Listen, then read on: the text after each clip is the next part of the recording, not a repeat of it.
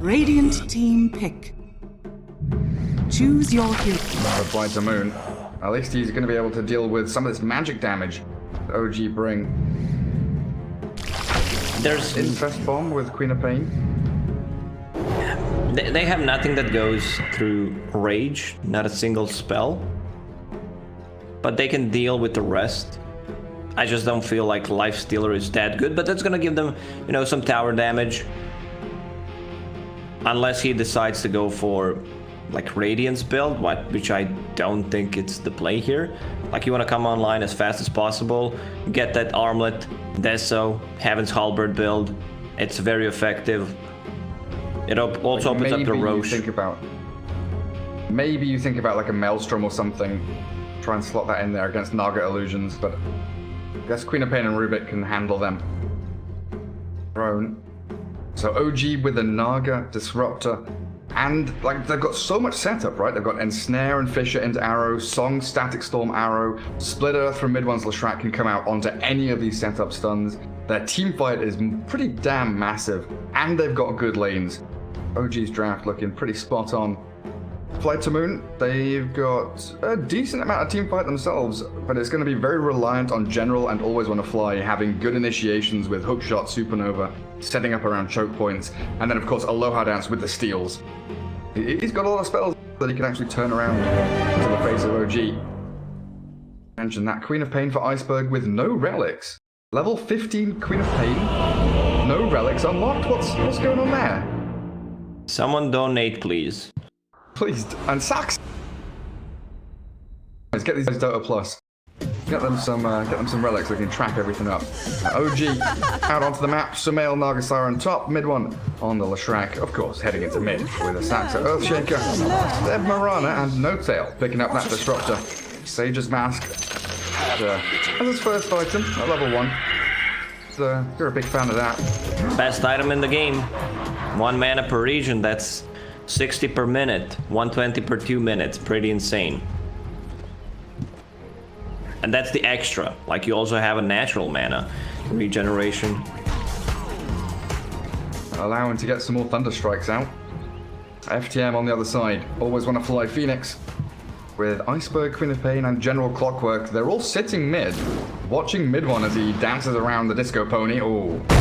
Fissure into Arrow doesn't connect. They do get the Fissure down and a Thunderstrike to follow. Like, trying to cut through the trees. Actually, a little misclick there, it feels like, and First Blood spilled. He got caught up in the tree line, couldn't cut through straight away. You don't even need the arrow. He got the First Blood, bought a couple of tangos, and the healing cell. Always Wanna Fly. Before the Horn already managed to die once. Well, that's his usual strategy. That's his tactic. So yeah, Seb starting off with Blades of Attack, trying to rush into Phase Boot's bottle. Bounty Rune spawning up. Aloha Dance and General taking 2 of the western ones. Seb should be able to grab that kind of dire side of the map. Saxa going to be blocking up the wave. Now he's got that Deep Observer ward looking for Courier Snipes in the bottom lane. We'll see Always Wanna Fly with V-Tune coming down here. Phoenix and Lifestealer. Queen of Pain mid for Iceberg, and then top lane it is the Rubik Clockwork for Aloha Dance and General.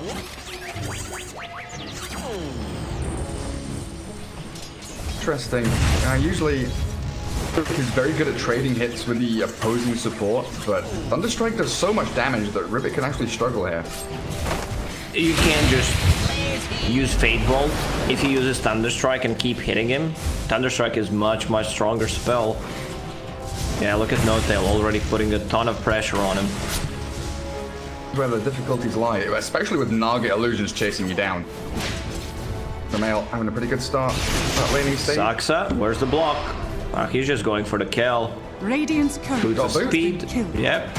So they should know. Always Wanna Fly has 1 sentry ward. This is the usual OG's ward. It's not closer to tier 1 tower, but closer to actually tier 2 tower, and it should get the board. It Always Wanna Fly in a bit of trouble. He always is. Always in trouble. He really is. Didn't have the arrow, unfortunately. Seb already having used it. Again, Saxa with such good movement as mid one, Radiant's dropping middle very low, tower has the is salve under to fall attack. back on. And that Shadow Strike, He ticking very needs, low. yeah, he needs to use Sal to actually not die there. Ooh, Medved is in trouble. He's sending the courier back. I think it would be much better if he died there. Now he's gonna die anyway, and already used the salve. Yeah. Not an ideal situation. Berg getting that solo kill on the Leshrac. Very nice start for the Queen of Pain.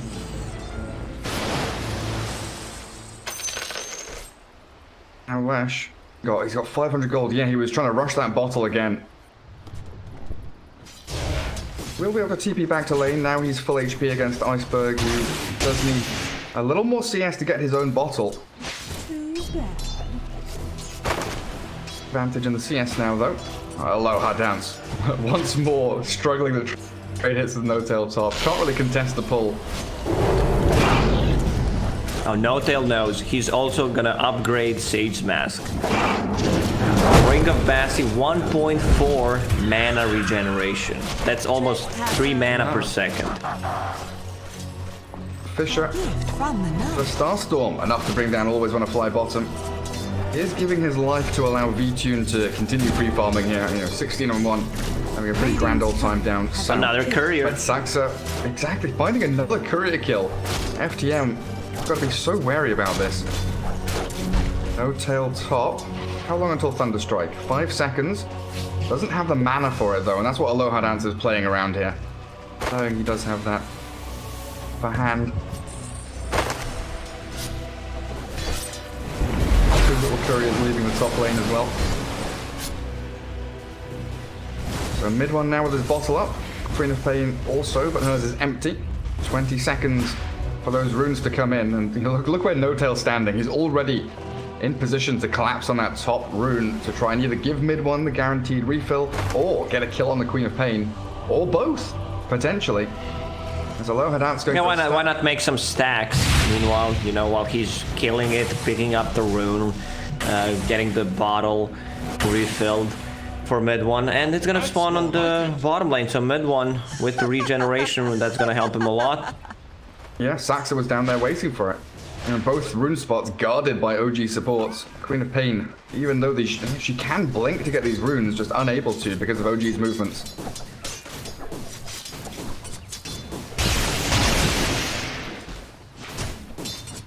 Now up against the regen on the Leshrac. Can't really chip away at his HP, and he's gonna always turn around and heal back up.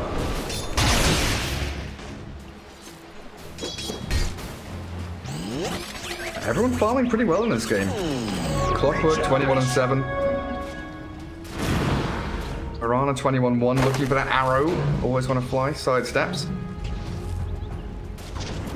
Queen of Pain is about to hit level 6, so she can make a rotation. Need to be careful about not diving the tower.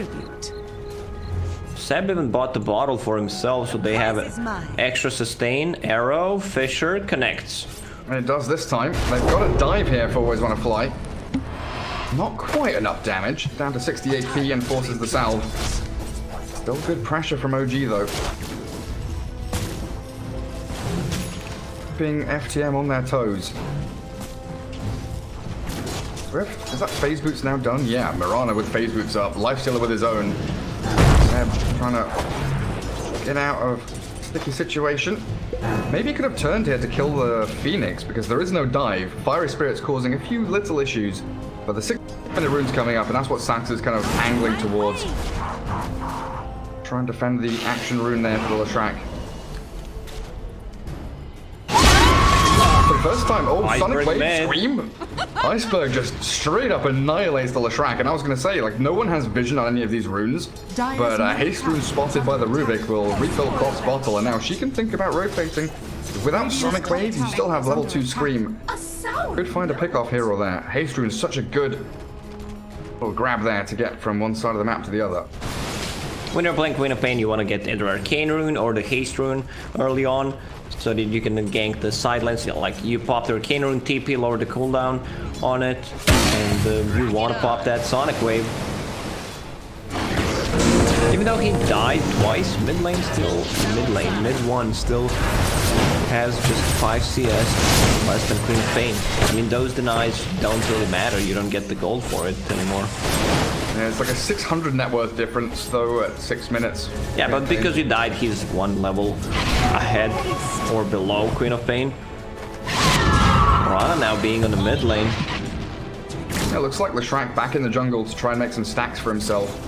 It's going to leave Earthshaker down bottom alone. Sansa dragging waves back.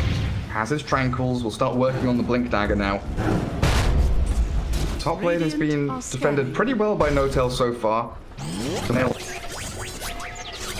As is General's Clockwork with a TP ready. Definitely looking out for that first hook shot play. So far, so good. Back on Fountain. Fly the moon. Like, the lanes are going well for them. Good telekinesis. Arrow's going to force him to change his path, and there comes the Thunderstrike from Notel. Aloha Dance kind of tanks the gank there, make sure that Queen of Pain doesn't get picked off by a stray arrow of Seb. Looks like Disruptor going to move back, stack some camps. Oh, mid one needs that space to farm. Did you notice that mid one almost like never upgrades his circlets? This game, he's okay. He's gonna buy 1 Nolly. Dire's middle tower is under attack. Yeah, like that Void Spirit game he had. Oh, Seb facing off against Iceberg, and the Sonic Wave takes down the Mirana. Iceberg just pops that Illusion Rune to get out of the Thunderstrike, but in comes mid one. Lift up, Aloha Dance by the space for Iceberg, who flips back into the Fissure. Great play with a split Earth. OG. That's the setup we've been looking for. 3 heroes converging into Queen of Pain, and she's a big kill. Yeah, how much gold did they get from it? 300 gold for mid one. Switching to net worth, like, yeah, mid one recovered. Somehow he always manages to recover. Off the back of that, like 1 kill. And it's like 260 experience level for all 3 of those heroes as well. Off of that Queen of Pain kill. In the meantime, Naga now farming jungle. This is what OG is so good at, mid one. Though he's going to get grabbed again. Telekinesis from Aloha Dance. He will get the kill. Though clearing him up with the Queen of Pain scream, they do get the trade back. I believe mid one is fine with that. There's no way he survives, so getting a return kill. I just want to check the timings. I've seen Sumail's Naga Siren. He did not pick up the Fusel Blade after Manta Style that 1 game. He went straight into Butterfly and into Basher. I want to see what the deal is going to be this game. He's playing against the Lifestealer, who's rushing for Radiance to have that miss chance and some extra damage against the Illusions. And he is having a free game. 1,000 gold saved up on B-Tune. 4.3k net worth, and TPing top now as he sees Naga and Leshrac both coming down here. Always want to fly Phoenix, still level 4, just a little bit. Try and get that Supernova up. Top runes are DD, Seb facing off against Iceberg. Have 3 leaps and a couple of 1 charges. Sonic Wave's ready in a couple of seconds, but yeah, afraid of that Fissure coming in. Saxa was ready to fight. Radiant's bottom tower is under attack. Dire's top General tower lurking is under around. attack. Look at that mid lane. If he spots Seb here, could be a tasty kill, and he's gonna go for it and misses. Oh dear. Catch us if you can. That was the first hook shot of the game. Like, you know, I don't like certain heroes at certain positions, Gary. Like Clockwork as position 3. Yeah, sure, getting farm. You know, he's tanky, 1500 HP. But what do you get as your items? You're missing on the map. Okay, you're probably ganking. He needs to play with the Queen of Pain. Like, that's the hero that Clockwork plays. In this game, it's very hard to, you know, make a rotation with just a Rubik or position 5 Phoenix. Always want to fly, really struggling in this one. Same old story. Moonlight Shadow mid with mid one just edicting down the tower. Deny not coming. Iceberg and Aloha Dance were looking to try for it. General Thunderstruck, but no glimpse, no tail. It does feel like, you know, like you're saying, General and Iceberg have to play these assassins. try and find chain of kills somehow. Good vision so far from FTM. Radiant Obs Ward scouting out in that jungle. You know, saw the Nagasara and now spots out Seb. OG have swung down south to find the Phoenix. Static Storm with Sumail's right click. Quite simple takedown there, but a hook shot in from General. This one lands. Sumail trying to get off the song. TP ready. And Iceberg unable to really do too much about that. They only got position 5, but they made a rotation. The problem is Lifestealer is farming a bunch. Like, he has Sacred Relic 12 minutes in, which is pretty impressive. Aloha Dance, yeah. They're looking for it. Always Wanna Fly dives in. Sunray and... Is he gonna kill Always Wanna Fly? Oh god, is it gonna... No way. If Always Wanna Fly dies there, just at the AoE Pulse Nova, that would have been amazing.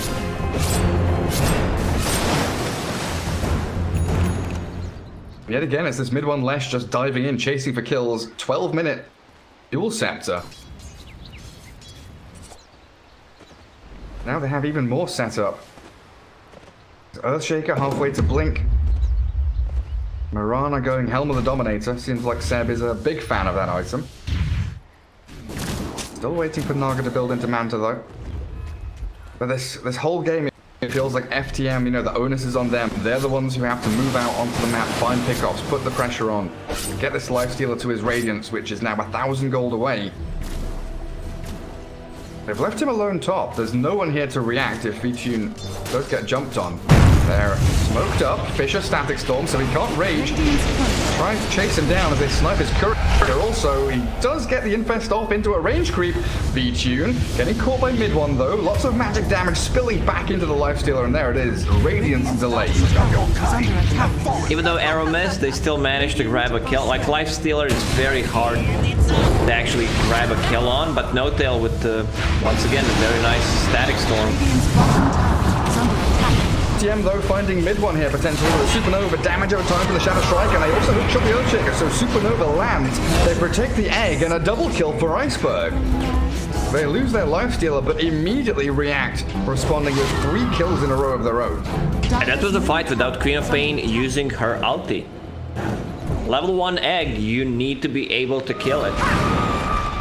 I'm not gonna say wasted, they used everything to get a kill on Lifestealer, which was correct play. Iceberg with your Arcane Rune.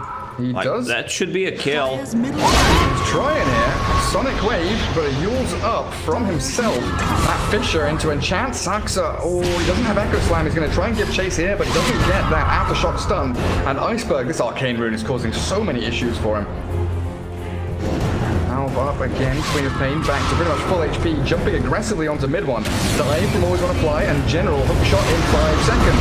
TP from Seb, Mirana coming into play. Saxa with another great Fisher here. Mid one trying to get the split up. Yules up. He's baited it. Now they catch the Queen of Pain, but she's still going to be able to take out mid one with Helm of Always Wanna Fly. My god, mid one's still alive! Fade Bolt does clear him up. Seb gets arrowed by the Rubik. In comes No Tail, and it is a massive brawl in this bottom lane, somehow around a tier 1 with no creep wave. Everyone diving in, looking for additional kills, and Clockwork dragged back into the Static Storm. A stun from the arrow comes through at the last second to cancel that TP.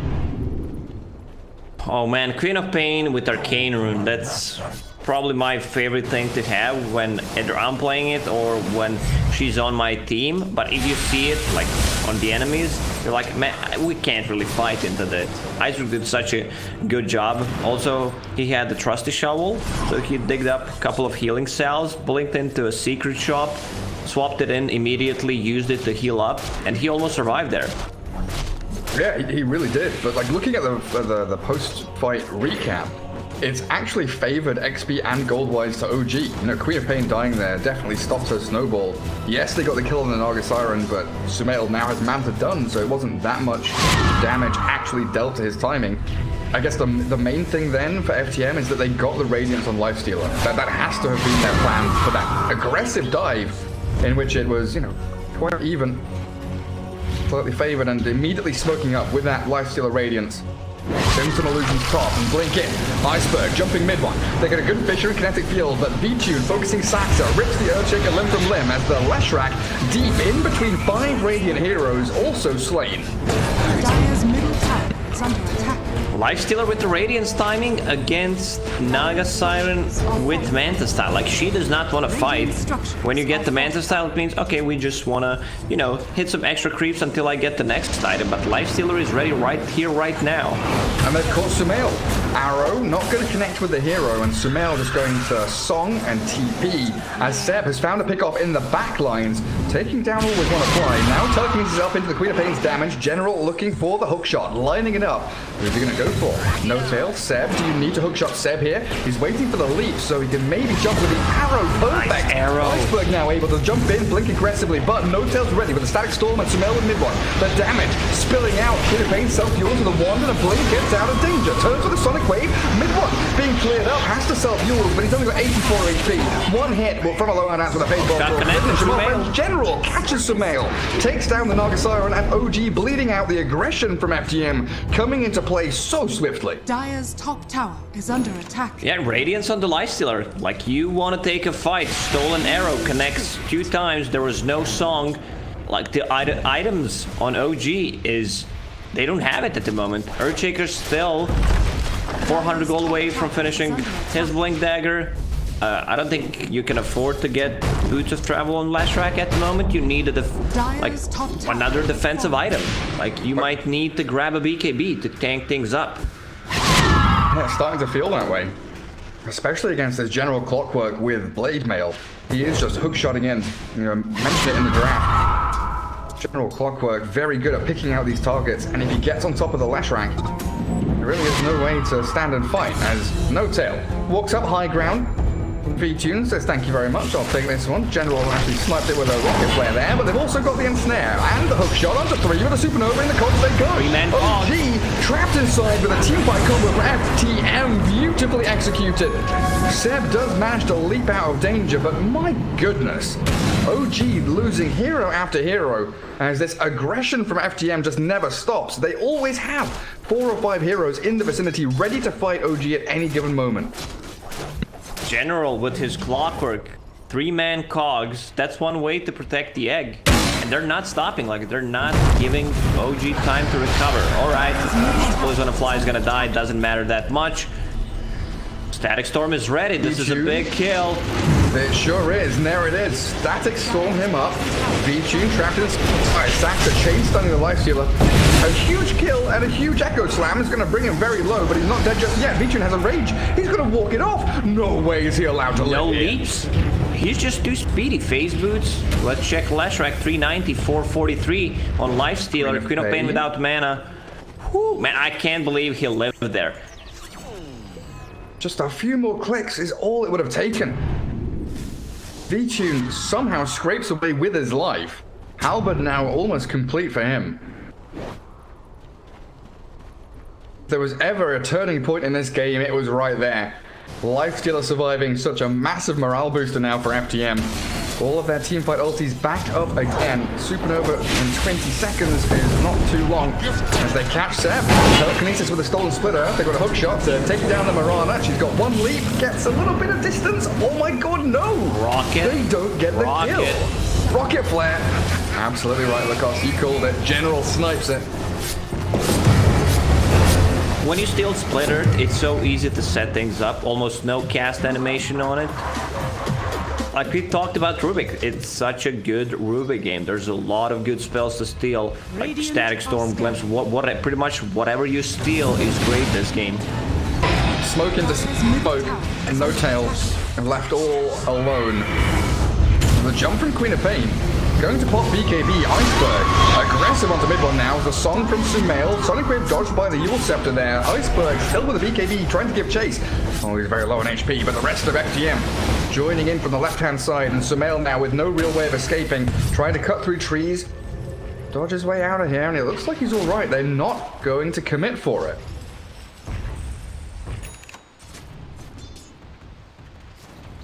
Still 8k gold lead. Like, at least OG stabilized a bit. They're getting the farm. The net worth is not increasing. Oh, Iceberg. After missing that ulti, like, I just want to lower the cooldown on it, going for Aghanim Scepter, which I think is the correct play here. Already has a defensive item, enough mana sustain with the Yule Scepter and the bottle. It's such a tough Earthshaker game. You're playing against Clockwork, Lifestealer with the Radiance. You need to be careful about Supernova. You get close, Supernova might cancel your Blink Dagger. So many things like Stolen Fissure, the ability for like Rubik, if he spots the Earthshaker, like recasting Telekinesis. Stolen Arrow now from Aloha Dance. Also a massive threat. Radiant's bottom tower is under 8k attack. down. Kill deficit as well. Siren getting spotted out. And the hookshot from General. Catching Sumail very quickly, dispatching with the Naga Siren. This could be an opening for Roshan. They're going for the telekinesis up the Mirana middle. That's a couple of leaps here. Yule Scepter up and another arrow. There we go. Chain stunned into oblivion and a double kill for Iceberg. It's OG, you know, but I still don't think they can make a comeback play. Yes, you have Disruptor, Naga Siren combo, but everyone is so tanky at the moment. And straight into Roche Pit, that's also Disruptor. Like, he does not have any kind of farm to farm that Aghanim Scepter. Usually we see that, like, give him farm priority. If he gets Philosopher's Stone somehow, then it's a turning point. But Naga Siren, like, you don't really feel the influence of the hero at the moment. 0, 4, and 1. Still needs a recipe to finish off the Fusel Blade. And once she gets that, like, I don't think they care too much. There's a ton of AoE to actually clear it. Rocket, Scream of Pain, Fade Bolt, you name it. The timing of this pause, exactly as Roshan died. Roshan is in his death throes, falling to the ground. Aegis does get grabbed up there by the Lifestealer. Now incredibly strong, almost 2000 HP with Halberd Radiance, ton of mischance. Mid 1 and Saxa are lurking bottom. Mirana's also TPing down here. See if they can actually set something up. Seems like they're going to give up on the chase for a little bit. It's almost full Ags on Queen of Pain with level 3 Sonic Wave. 600 pure AoE damage with the pushback. Also, Phoenix is level 13, which means level 2 Supernova. You know, things are serious when Seb, as offlane Mirana, buys Bracer as his 5th item. Did Rubik just snipe that Helm Creep? Yeah, arrow from like max range. Snipes his Helm Creep. But yeah, Bracer on Mirana now going into BKB after the Helm of the Dominator. Progression stalled pretty significantly for that Marana. It's like Leshrac not going to go BKB Lacoste. Still went in for the boost of travel, finished off Kaya. Bloodstone queued up. Bloodstone is an option. Little Rubik there. Saxa with the Echo Slam, so expending a teamfight ulti for a pickoff on Aloha Dance. This really feels like they need to get more out of it. Hook shot off the mark from General. Radiant's top tower. Berg still looking to scout any heroes out. TP'd away, but Sumail is still kind of stuck here. Fox's illusions. Queen of Pain coming in. Song. Animation cancelled because Iceberg is BKB'd up. And he's going to throw the Sonic Wave here to finish off Sumail. That was such a great play from Iceberg. He understands that there is Song, so he instantly pops a BKB, gets the kill on Sumail. I mean, OG can still farm up with the boots of travel on Leshrac, cut the waves. Maybe they get the kill on one hero. You can see how aggressive Sumail is playing. They're grabbing the kills. He's cutting the waves, trying to buy some time so that Fly the Moon doesn't knock on their tier 2, tier 3 towers. Yeah, trying to keep them on that opposite side of the map. Aegis, 4.5 minutes on it. Saxa found by both FTM supports though. Dragged into the claws of Vici. Very happily takes up his mega kill streak. Saxa winning money as well as top lane. Static Storm did come out, but the Yules cancels the TP of Leshrac. And Iceberg yet again helping out his team by aggressively playing with General. Finding a core kill once more. Iceberg has a spectacular Very interesting talent choice. Level 20, not going for AoE Shadow Strike, instead goes for Spell Lifesteal. Once again, he's on top of Sumail. And that arrow connecting with the BKB of Queen of Pain. Iceberg just blinks aggressively forward. Sumail dropping. They're trying to chase down Seb. The Earthshaker cancels his TP, so Samson not getting involved. One lead, 15-1 charges, attempt the Yule Scepter. Yule Scepter to cancel it out. And Iceberg's ready here with a Aloha Dance to chain stun down the Mirana. And another great successful chaining of kills as FTM find them every pickoff they need. V-Tune still pushing bottom lane. And they've got all the time in the world. So this is why Iceberg left his pub game, so he can go godlike against OG. Well, can't really blame him. He's having such a great game. 16-2-5 at the moment, going for Shiva's Guard. I'm wondering why he decided to go for Spell Lifesteal. Like, no, I've never seen anyone pick that talent lately. Maybe against the Naga illusions, you use it on multiple targets, so you get some of the HP portion back from using Scream of Pain. But it feels like it's much better to have AoE Shadow Strike. Like Naga Siren uses Mirror Image, you just slow down all the illusions. Yeah, definitely an interesting choice. It must be tied in with his Aghanims purchase, right? Like he buys the Ags and then he goes for the 25% lifesteal talent. Feels like they kind of go hand in hand in Iceberg's mind. Line drawn by FTM saying, right, close the net around the little OG fishies. Try and trap them in their base. Someone needs to go and cut bottom wave. Yeah, look at that. Pings come out from Aloha Dance saying, we missed it, guys. We didn't cut the wave. So Latrak's going to get a good shove onto the bottom tier 2. And it doesn't look like FTM want to commit to the high ground because Aegis expiring in 10 seconds. Definitely something OG keeping their eyes on and they know the timing of. Falling back. Staircases to hold that high ground. Invisibility. Rubik mirror image. Little illusions wandering around. They can potentially scout things out. Iceberg is invisible here. Sumail. Gets his Manta off. Shadow Strike connecting with an illusion. Nice arrow onto the Queen of Pain. OG not in a position to take a fight there. Look at the neutral items, Gary. Lifestealer, Paladin Sword. More healing, more lifesteal, more amplifying healing and the lifesteal on top of Heaven's Halberd. Amplifying that feast.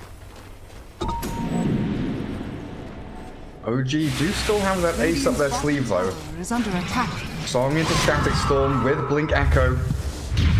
Team fight to defend their base is very potent, and that's what FTM are scared of right now. So they're not going up high ground, they're just keeping these waves on the doorstep of OG.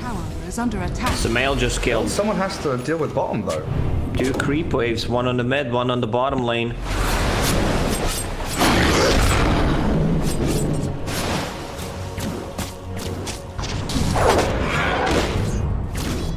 Mirana also farming down south. Very close to finishing off her BKB. DM grab up the outpost. Even more neutral items popping up. OG smoke in towards top lane. Iceberg is alone here. Goes back for the neutral item and that could be a problem. Their kinetic field fissure don't land. The blink away from the Queen of Pain. Perfect. TP from General coming to the outpost. He completes it and he wants to stick around and fight here because he's got V-Tune arriving. Hook shot connecting with mid one. Trapped now inside the cogs. Glimpse back from No Tail with a self-fueled. Flashback tries to get out of the cogs.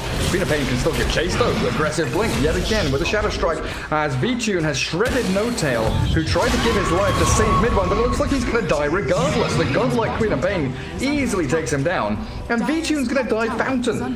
V-Tune's back behind tier Control your players, Iceberg. Don't dive the Fountain right now. Like, you can just take it very slow. Another Sonic Wave will be ready in 15 seconds. And they've used up Sansa. No Blink Echo Slam for you. Rage through the fissure and the arrow does connect onto Iceberg. But OG with 3 heroes down, Naga Siren still pushing bottom lane. They don't have an answer to this FTM push. Dire's top barracks Radiance are under attack. It's a free All the way set of back to Raxes. FTM. Yep, they can't defend it. Sumail peeping back. They have a setup, but it's a static storm without Aghanim Scepter. It's not gonna do that much. Is falling. Dire's structures are fortified. Tier 3 mid very low as well.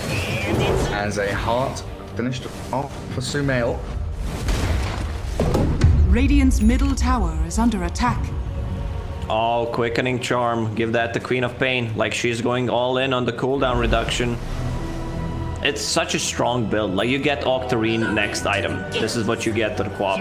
Doesn't have anything queued up, but you have cooldown reduction talent on 15, you have a neutral item, then you get one more, and she's very close to being level 25. In the next 5 minutes, she's gonna get it. That's the strongest talent in the game. Definitely feels that way. Some of the strongest neutral items here that FTM could have dreamed for. Philosopher's Stone for Phoenix. They've got Telescope after the Keen Optic on Rubik, so he gets his straight upgrade. Quickening Charm Quap, you mentioned. Paladin Sword on Lifestealer. Clockwork is still holding up in the clumsy net, opting to not take up, the Vambrace, for example. So it seems like he wants that additional bit of lockdown to try and catch them out. It's the Moonlight Shadow, but the jump in immediately from FTM, finding the Naga Siren, and Sumail has been obliterated. FTM so quick off their mark, they see a target, they take him down, and 60 seconds without your Sumail Naga now. It's time to go Roche. Roche will respawn in a second. Fly the Moon. Maybe they just wanna try to poke, see if Sumail has buyback. He just heavily committed, getting that heart. They don't know if he has it or not. It's very hard to judge how much gold Naga Siren can farm. Gem on General. I already used that one, but we can call him Gemeral right now. I still find it funny. Iceberg gets another one. Saxa does have buyback. Echo Slam still level 1 though.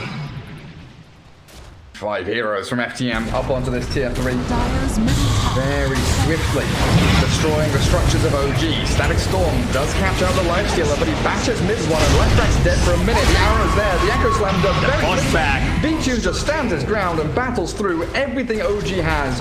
Down goes No Tail to Iceberg's Queen of Pain. One more scream will do the trick. And General, he's got the Lifestealer infested inside of him. Arrow there, but the Blade Mail to try and turn back some of this damage.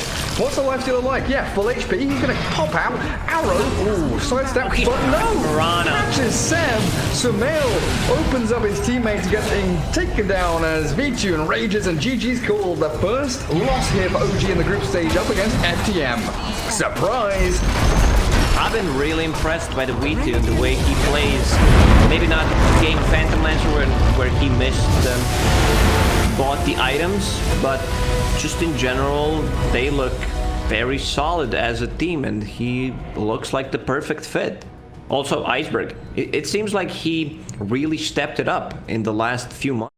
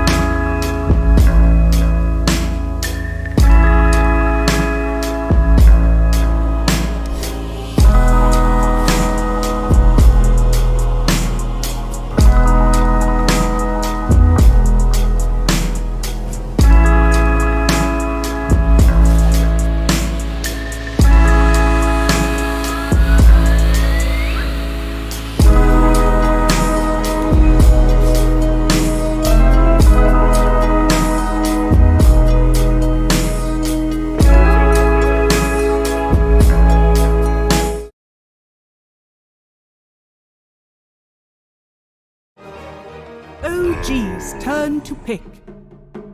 And Undying is in the pool again, Phoenix being the ban out this time from OG. Taking out that always on a fly hero. We still go for Earthshaker though. And we've got Grimstroke, we've got Keeper of the Light, Chen as an option as well. You know, lots of picks that OG could look towards. Earthshaker. But they still go with it. Nah, it's Earthshaker time. It's just a hero that is good at every stage of the game. The last game was not the perfect Earthshaker game. He was having issues against Clockwork, scouting him out with the rocket, getting on top of him with the hook shot, and the supernova damage. Like, it can mess you up, whether with a dive, always on a fly. He's not afraid to use it offensively. Same plan from Fly to Moon. Clockwork, Like, do you just straight up get Queen of Pain here? I would not be surprised. First phase pick Queen of Pain. Give Iceberg what he wants. I guess there are some softer options like Grimstroke or whatever, but you are absolutely spot on. Queen of Pain first phase.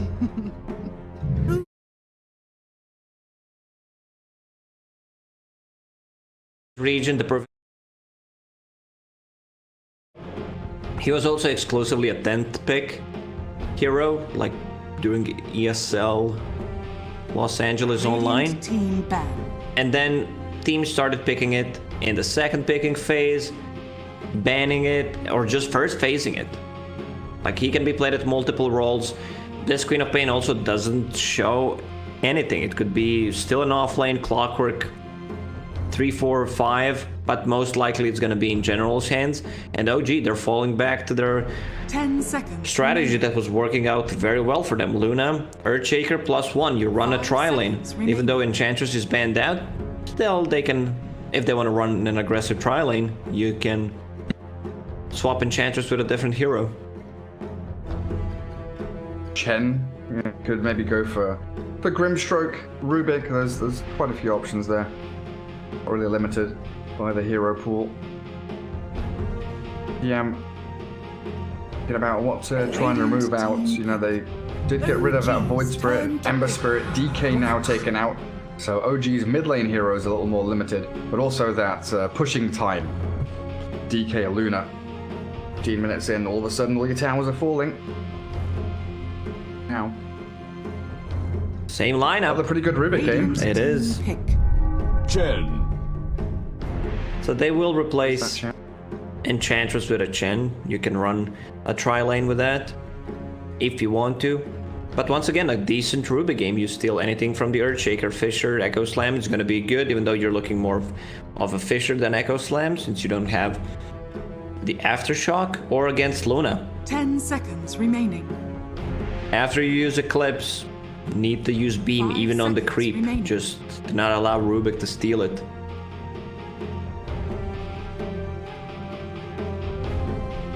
FTM.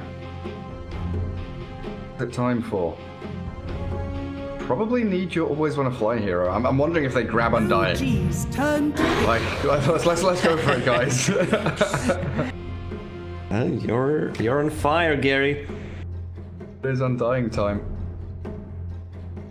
Pretty good at defending towers, like Clockwork, Undying, Queen of Pain, Rubik. They're all very good at defending, you know, when they're grouped up together. Tower pushes from OG, which are most certainly coming. When you've got Luna Chen, you know that they're going to be trying to en masse take down objectives from a pretty 5 early point in the game. remaining.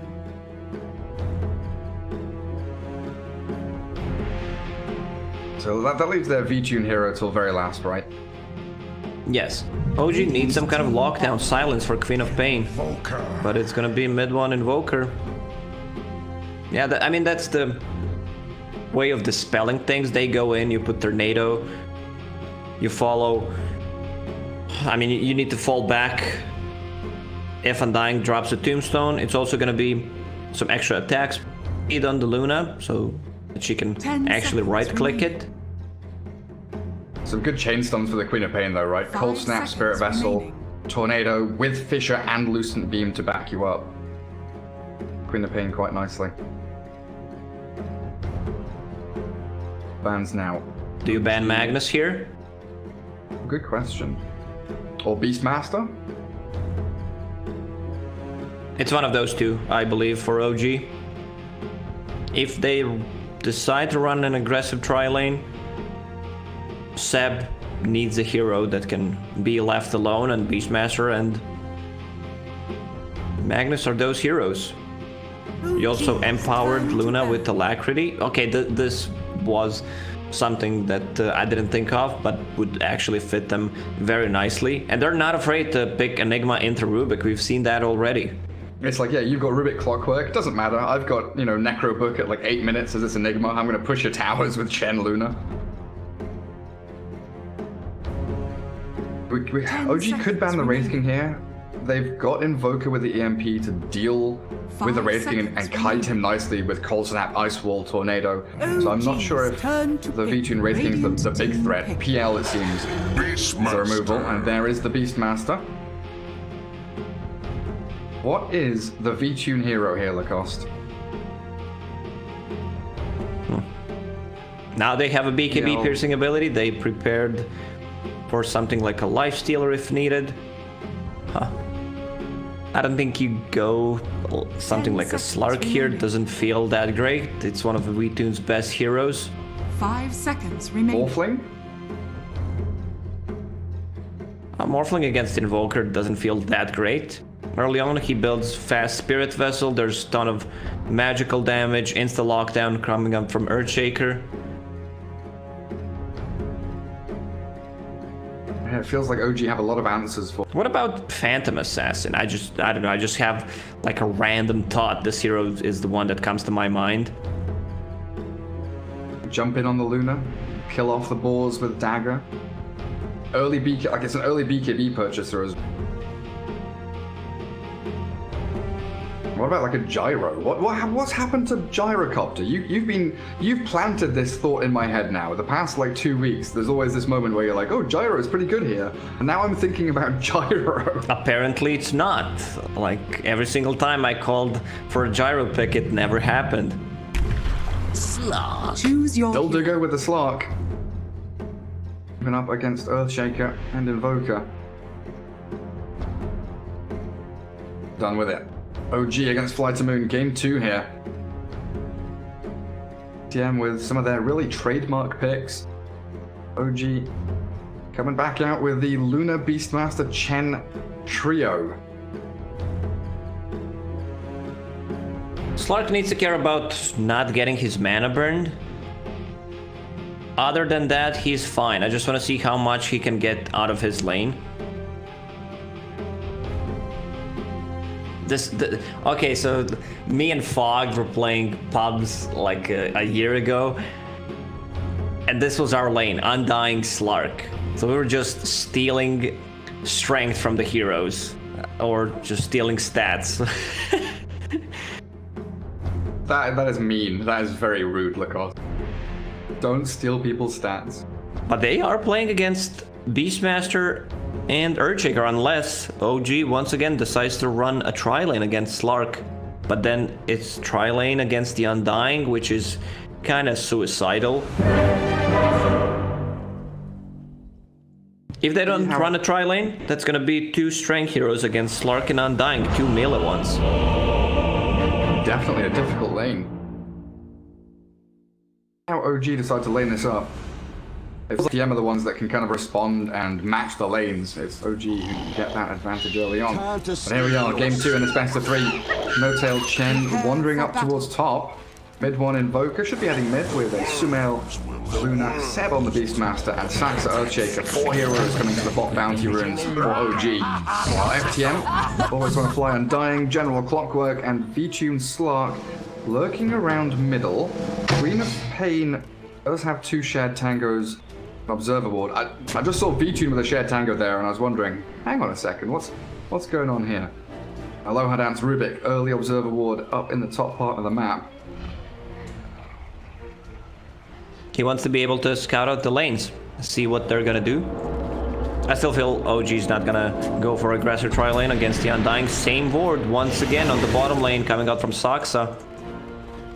Looking for that Fisher lineup on Always Wanna Fly. Nice placement. Blocks him off from the staircase, and OG, here's the 4 heroes that came down to the bottom bounty runes. He gets a 2-man decay, Always Wanna Fly, still gonna fall as the clicks from OG, too powerful to handle, but General with the Battery Assault. Now, FTM bring numbers, Orb of Venom from V-Tune slowing down Sumail, and they also focus down Seb with that Shadow Strike, doing good damage. V-Tune's gonna die. Fires up and he's gonna survive. V-Tune's about to fall, and Sumail, he is still alive. Turning now onto Iceberg, who doesn't have Blink, he's got Shadow Strike, and OG just punching down FTM 1 by 1. The dominoes topple, and OG with a 3-kill lead as the creeps spawn. That's pretty big. Like, Luna got 2 kills out of that. What is she bringing? Where's the courier at?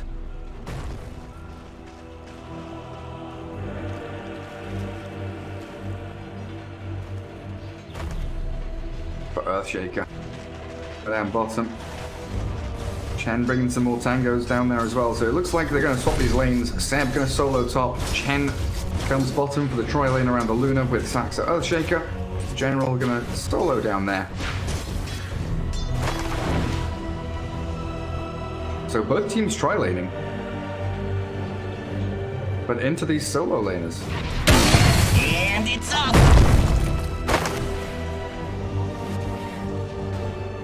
You can have better lanes when you're playing against Chen. He can be the one TPing and recalling you to a lane. 1 point top. The matchup that Flight of Moon has something. These two heroes against the Master, maybe Shaker on top of that. Very good start from OG. Your Luna has full raid band and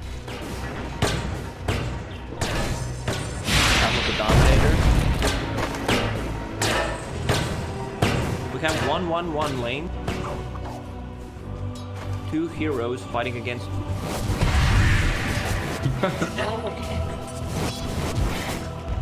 Pretty funny. And then Saxa is lurking around, coming in towards mid, where Iceberg has already salved up. Mid one with Cold Snap and Tornado, with a Fisher block there. Iceberg turns to Dagger. Cold Snap, the Queen of Pain. Tornado, still trying to get this kill over on the Quap, but it's not going to come. Denied.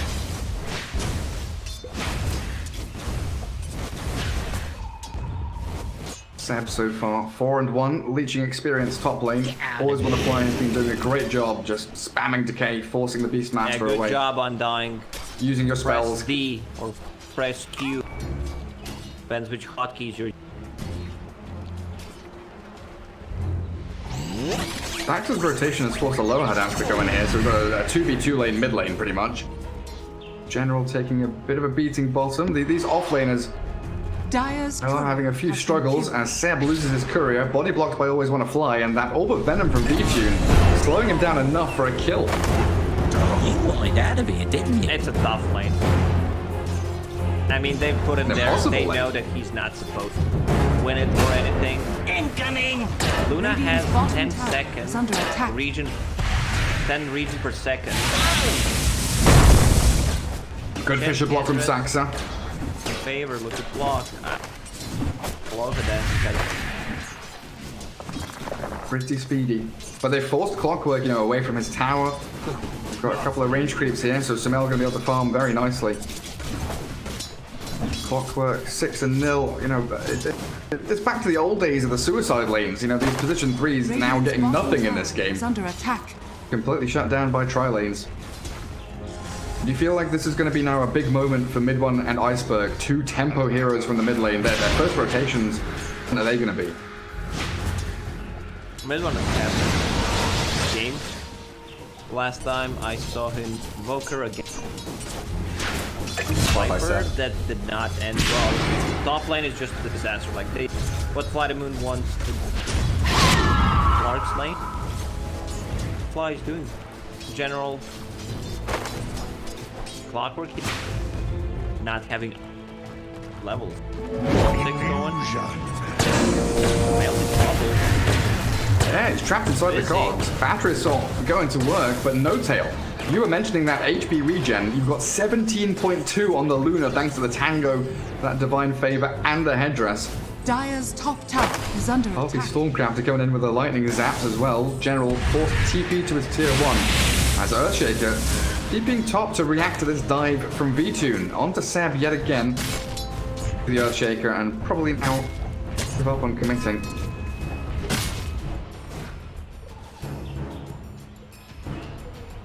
Slark though. Non-stop, relentless chasing. Extra shift stacks, 2 permanents. Is he actually 6. going in? It's a level 4 Slark. Down to rune spawning. That should help. Bottom My one. thrift rewarded. Death. 3 for 1. Still has a bottle. You want to Is keep it that worth your bouncer rune.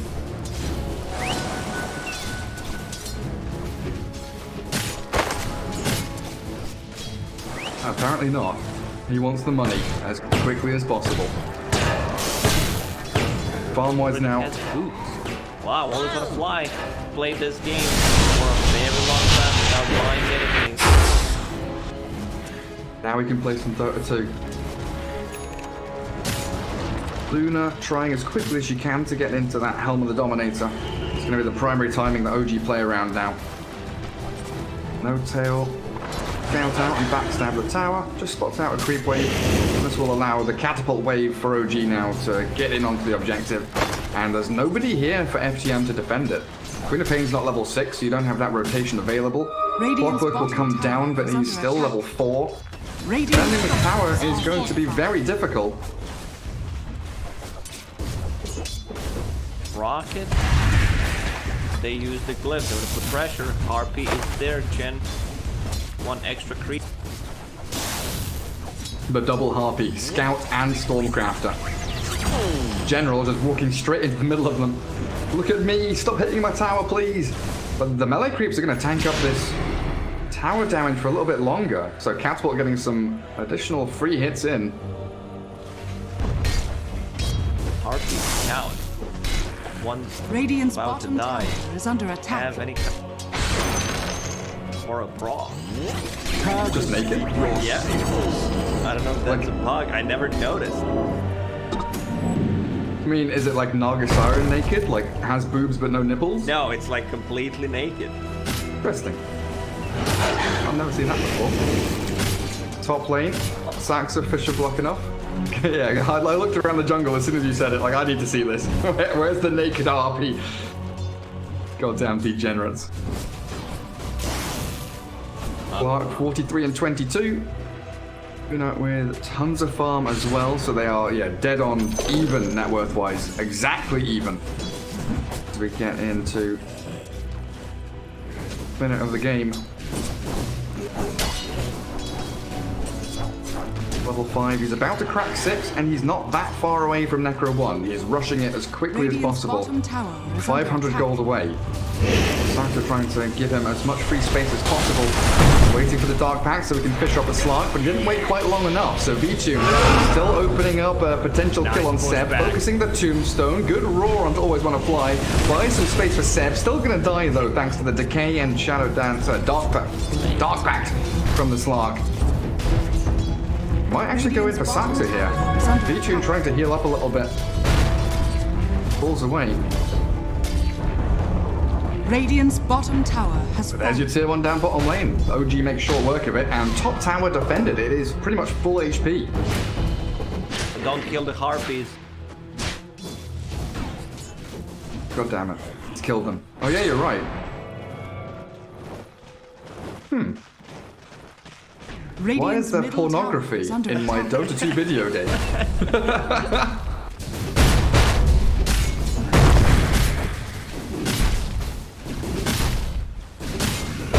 Maybe it's a male harpy? You know, apparently male nipples are fine to show, but female nipples aren't. Double lightning zap, killing out that mid wave. Hotel rotating in to do some more good damage on the tier 1 with Sumail joining in. They bring the Centaur with that Helm of the Dominator, but okay, I missed that. Top lane Seb dies once more. Tower mid, more important though, you reckon, Lacoste? Yeah, I was just very good at pushing the towers, but you come through from solid level 1, might be enough, buy some time. Do defend. Hello? That's out of mana. No one has mana on it. Except General, who hook shots onto 2 heroes. Sumail now trapped in the cogs. He's got 9 1 charges, but the Sonic Wave demolishes him as FTM. 5 heroes strong in that mid lane. Defend their tower, get 2 big kills. Even without mana on half their heroes, they get the jump. Apparently you can win a team fight with Dire's mana top on tower is Queen under of Pain attack. and Clockwork. General, his positioning throughout this whole series has... Yeah, he's playing with like no net worth, right? These offlaners been struggling a fair amount. As Seb returns top to try and finish off that Necro book. What's Iceberg doing? He's got TP in 2 seconds, Blink in 2 seconds. Radiant's middle Those tower get clipped is by the under attack. EMP. Blink TP down to the low ground, but the Fisher from Saxa is going to find him thanks to No Tail scouting down into that He low blocked ground. himself for Saxa. Yeah, playing. Where can he go? Nope. Cannot get away. Iceberg way too deep, but Seb up top lane, found by the Slug and the Clockwork again. And Hookshot is ready once more, so General can move into another lane and look for even more pickoffs. As mid-tier 1, always want to play, trying to defend and deny. Stops Sumail from taking down that objective. General, he's looking for the line onto the Luna, but they've got the Tornado EMP. Undying is going to fall for sure here with that earn charge. Over to mid 1. Radiant's middle tower is under attack. G2 is having a free game. Have the real answers from Clark. Burn his mana. We'll have the Fusel Blade in the next few minutes. Dire's top tower is under attack. Oh. Sitting where his tier 1 used to be. Kind of bodyguarding the Queen of Pain. Walking into that EMP. Does trap 2 inside the cold, but a good Fisher from Saxa holds the clock back as a Tornado from mid 1. Clipping General, getting the kill as Iceberg. Sonic Wave is ready in a second, but he doesn't feel like he's got enough damage just on his lonesome in those 2 kills. Chen very far forward. No Tail spots the Undying, but Sumail's on his high ground and he's ready to strike. Always on a fly, falls quickly. And OG starting to take a stranglehold on this bottom part of the map now. I've betwixt myself. Radiant's bottom tower is under attack. Block is up at the top, but catching the Rubik mid, level 5 Aloha Dance Rubik, not really having a game so far. Iceberg took the book for himself after he died there. Dire's top tower is under It's a attack. very fast lineup from OG. They Radiant's rely structures are no fortified. cooldowns. Even if you Dire's have roar, structures you are don't have fortified. clips, you can take a fight. There's a lot of a lot of aura. Found all these summons and creeps from Chen. General out in the open yet again, found by the chain stuns of OG. Beastmaster has the Necro book back up, and they've got boars, Necro units, they've got a Centaur. Is under attack. Tier 2's about to fall. Dire's top tower is under attack. Block is getting a lot of free farm time. You know, he's level 10, Diffusal Blade, working on BKB now. Radiant's But OG bottom just tower has playing his 5. And I feel like Slark has a similar problem to, Storm Spirit has had historically. Playing against these like 5-man ball-up lineups is difficult, right? You can't just pick off a target. Very good at that. Have the Fusel Blade. Okay, mid lane, Aloha Dance just got level 6. Does burn a lot of mid-one's mana, and the hook shot. Nice hook shot. Sonic Wave as well. They pop the Eclipse and turn to fight General. The Clockwork will fall as No Tail is the trade back. Oh, Saxa was looking to walk in there with the Echo Slam, but he's going to try and block off the Slark with the Fisher. OG regroup after losing their Chen. It was Here, a great Fisher, initiation from FTM. Here, little Fisher. Perfect from FTM, and the Echo Slam with the Cold Snap, holding Queen of Pain Blade Iceberg again, just out in the open, buys back now. He wants to continue this fight. They know that OG are out of mana. The jump in from the Queen of Pain, but still no kills to claim. The Luna falls stabbed away, but doesn't get to the high ground. Now taken down is the Enchant Totem from Saxa. They need to get more out of this. The advance of FTM, they get the TP out with the rest of OG. I think Sax is dead here. Mid one? Mid one? There's the Walk into dust. dust. He's very speedy. 360. V2, another jump in 2 hook shot. seconds. Yeah, they've got a jump from Iceberg, they've got a hook shot in if they need it. Looks like the Pounce Leash will take down mid one. Not Queen sure why of he Pain. stuck around. Ooh, really struggling. She bought back there, didn't get a single kill from it. And OG, they're gonna keep pushing. Like, there's still a tier 2 tower. No-Tail did a very good job in the previous fight, just going for the Tombstone. It's level 1 Tombstone at the moment. 4 hits taken down, pretty easy. Always on a fly, sneaks 2 bounty runes as Seb is found by V-Tune. Quick little lucent beam there, and the hook shot catching the Hawk. Still with the battery assault onto Seb though, General giving Hawk chase. shot. The Hawk shot going from downtown. Seb is going to turn and fight though. They clear up the tombstone, and now OG, they are ready to fight. Yet again, grouping around the clockwork, the initiations come to nothing for FTM. Slark wasn't able to stick on a target, and Queen of Pain is miles away. Radiant's It's not top just tower is under EMP, attack. tornado, like mana burn. You also have Dire's bottom Necro tower is Warriors who under are burning your mana. One of the reasons why VTune is just going straight into BKB. He understands that, like, I need to stand the ground and take a fight. Okay, he sells it. top tower Wait, what is he is doing? I think he... Okay. Pub's ruined. He's going Dire's for bottom tower is under Blade attack. Mail on Slark. What? Illusion. He buys it. He's gone Blade Mail on Slark. What's your reasoning here for that, Lockoff? Why has Slark bought a Blade Mail? Uncontrollable damage. I don't know. They have Luna ulti, so I guess he wants to be able to kill her. Mana damage. I mean, if you think about Blade Mail, it's a very cost-efficient item. It gives you everything, like armor intelligence, 28 damage.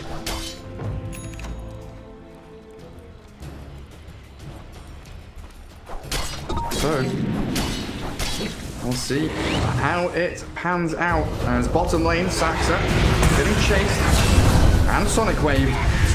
Iceberg does get the grab as General picked off by Sumail in the top lane. Yeah, that top rune spot at the very least does a Aloha dance. EMP on top of his head. Mid one getting another urn charge up. FTM just don't seem able to group up in this game. It's OG always with a numbers advantage. I'm still thinking about this Blade Mail on Slark. It could be a good thing when you're playing into Lashrak. Like, this hero completely shuts you down. Might be the play. Radiant's Take down top another tier tower 2. has fallen. Nothing that FTM can do to stop that. Dire's middle tower is under attack. Roshan's available here for OG. Looks like they get the Blink Dagger on the Earthshaker, so he's ready to go. Mid one toying with Iceberg top. You want to be playing off of this high ground now. Mid lane. We had position 4 Tinker yesterday being played by Yapzor. Today we have Slark with Blade Mail. I don't even know Dota anymore. What's even happening? Radiant's middle tower is under attack. General hasted, gets away from Seb, and was trying to cut across into that jungle to find him. OG here with a roar. Start things off onto Iceberg's Queen of Pain. They do have the Blink Enchant Totem and an Echo Slam onto the two heroes there. Queen of Pain dies because Rubik and Undying got a little bit too close. Saxon does lose his life in the exchange. But FTM trying to give chase still. No Tail surrounding General with all sorts of little creepies. Hellbear and Sata slowing him down on his way out. They know there's no Queen of Pain for 50 seconds. I believe they have enough damage to go into Roche, but Queen of Pain bought back in the previous fight. Man, Undying's really struggling with the levels. He's level 7 only. Players here. Having a few issues. And now OG have double force stat. Luna with one, mid one on that Invoker with one, so they're able to push themselves out of cogs, away from Slark, away from Queen of Pain. And these initiations get much more difficult for FTM now to actually catch someone, stick on that target, and bring them down. Especially when Chen has Mech and Hand of God, but no mana to use them right now. As always on a fly, Cold Snap. Being found by mid one. Does get a hook shot. General committing onto the Invoker, but the backup of Saxa, Seb, and the rest of OG arriving on the scene now as General. They do lift up mid one, but the full snap away. The heal comes out from Chen, the Deafening Blast back, and the Undying about to fall. Lucent Beam will finish him off. Stolen Fisher making a nice little V shape there up on the high ground, but Queen of Pain has blinked in aggressively again, and Cold Snap into Roar means she will not be walking out that one. They need to be very careful how they approach this fight. 2 force staffs, full spike actually on Luna. And she's still holding on to ultimate. Like, you blink in aggressively, you know you're gonna die. There's no defensive items. Yule Scepter might save you, but it's very easy to, you know, fight after. Blink, level 4, 6 seconds cooldown. Man, how's our boy Slark doing with this Blade Mail? That's a yikes for me. My man, Matt Holocaust. I mean, you know, Blade Mail is kind of in there for me with like Midas and Blink. You buy this item because you want to do something with it immediately, right? Midas, you want to start investing gold. Blink, you want to go and jump and catch people. Blade Mail makes me think you want to go and fight. But he's bought Blade Mail, then he's gone and farmed for the next, 5 minutes. Hasn't really got any utilization out of it. He could have bought Midas. He would get more out of that.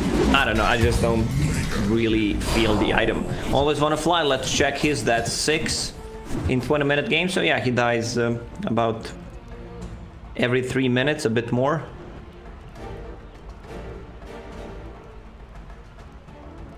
OG now spreading across the map pretty thin. 3 heroes a little close in the top left corner. Saxa and mid one coming down to defend the bottom tier 2. General has hookshot. Aloha Dance has stolen level 1 wild axes. Not the best grab. As soon as Saxa sees that V-Tune Slark, he's got Blink, Fisher. Should be fine to get away. Definitely feels like a lot of the issues here for FTM revolving really around Iceberg and the fact they need him to take control of the game, make these calls, play that aggressive playmaker. Had a match so far. Full Scepter, 7,000 net worth, 4K behind the Luna. This Chen pick really paying off for OG. Mech, Hand of God, Queen of Pain uses Radiant's middle her full tower is combo. under attack. They're not gonna even feel it. And it's also very good against Clockwork. Having all these summons, so battery damage will be shared between summons and the heroes. Slark Blade Mail, use it. Well, he's gonna hold it, pounces into the cogs, but the full stamp out gets away from danger, and the Echo Slam catches both of them. Slark and Clockwork, they tried to turn around onto this mid one Invoker. He Shadow Dance and TPs, they have a chat totem, they do. V-Tune, did he even use Blade Mail? Did not, it's off cooldown. What's the point then? Sumail is also 1v2ing, by the way. Always want to fly in Iceberg. They've got Sonic Wave. Surely they go in for this kill. He's got the mana for it. Iceberg, he's a friend. He blinks away. Sumail did have Aegis, of course. They turn around onto Aloha Dance and find the Rubik instead. And this game is just falling apart for Flight of Moon. Tower is under attack. There's way too many things OG lineup's doing correct right now. A lot of sustain. Even Earthshaker's going for Radiant's middle tower. 4-stab this game, so that's gonna be a third one.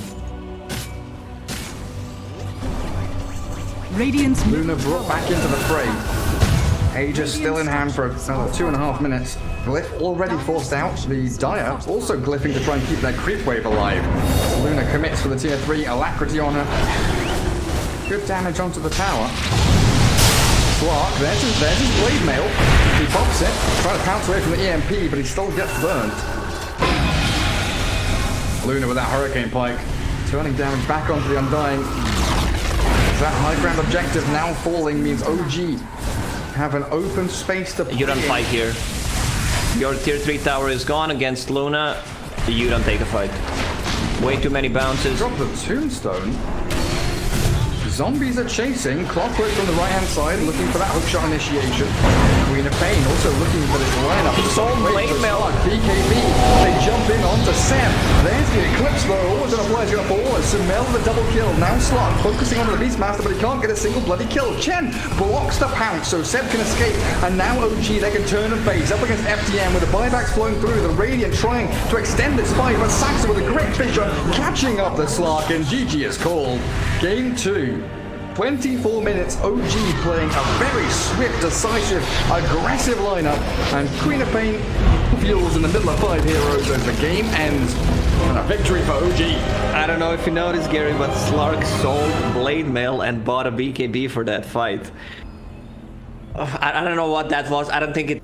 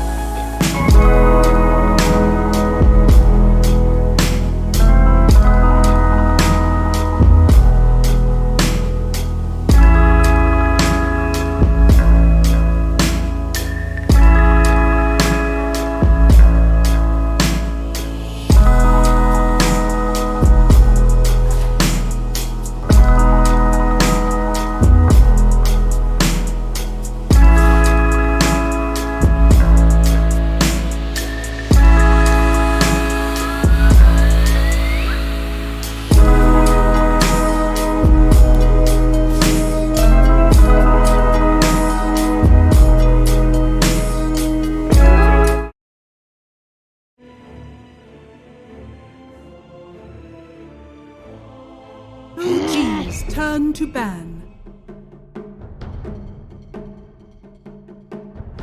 You also need to have a good ways of protecting the tombstone, some extra stuns, slows, whatever. Dire team ban.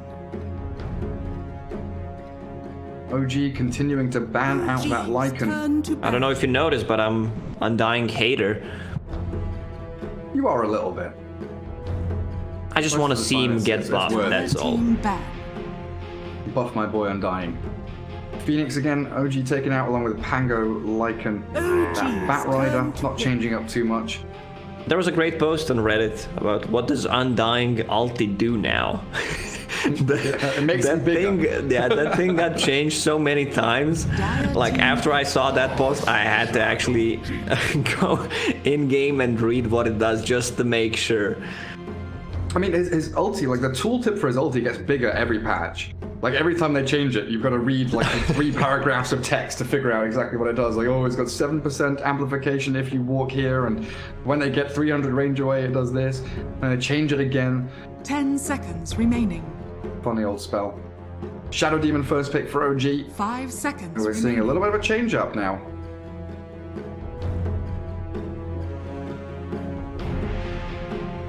There's still Earthshaker in the pool. Last game. Yep. Shadow Demon just checks a lot of the boxes. He's also one of the heroes that is great at every stage of the game. Dire team pick. Good at the lane, scales well. You have a save, you have BKB piercing ability. Weaver, so they're not showing anything. Last time they played it, I believe it was position 5 Weaver. My Weaver. 10 Very seconds flexible remaining. across all the roles.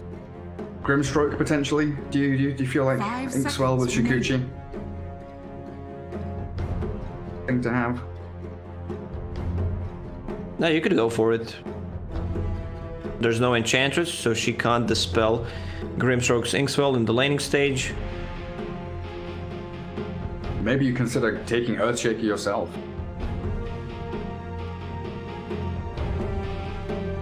OG definitely prioritizes in the majority of their games. OG's turn to pick. Rubik. Yeah, I think it's a more of a steal pick. Rubik really loves to play against the Weaver. Shukuchi pretty easy to steal. Then you can set things up, cut the waves. If your team's not doing well, just play behind the towers, kill the creep wave with Shukuchi plus Fate Bolt, and you know, ganking is pretty easy 10 seconds once you have remaining. any kind of invis. 5 seconds remaining. Did OG play... Wait, hang on a second. OG played Shadow Demon in the that charity game. They had a they had a Seb Earthshaker, a No-Tail Chen, and a Saxa Shadow Demon. So they could still theoretically pick up an Earthshaker if they want. OG's Played in that turn 3. to ban. Dragon Knight. Dragon Knight. Oh, I've completely forgotten about Dragon Knight. He's being ignored so much recently. Either banned out early days, taken out in the second phase, or just left completely out of the draft. Dragon Knight is such a brain-dead hero. Like, max your passive ability, you can't kill me.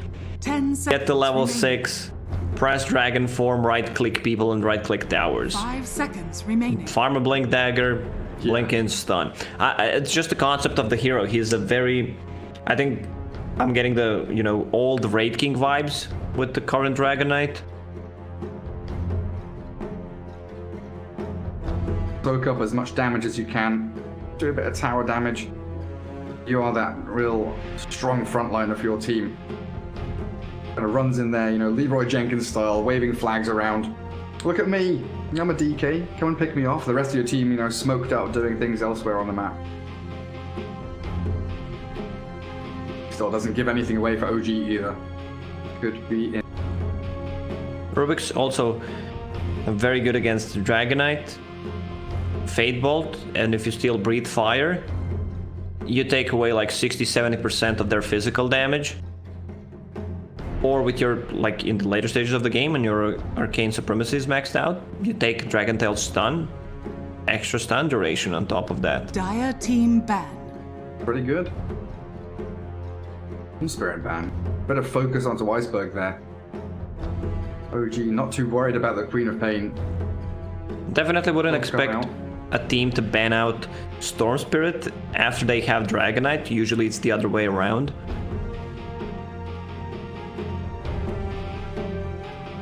Ten seconds Be a remaining. little bit worried that they're not going to be picking up too many stuns as the draft continues.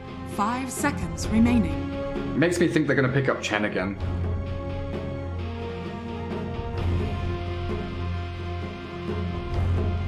Vitamin. It's like Chen, Dragonite, they can still go for the Beastmaster, and then they again build this push Dire strat. team pick. Hell, even they banned the Chen. Even Luna, you know, they could still theoretically grab that up and again get that 5-man death ball going.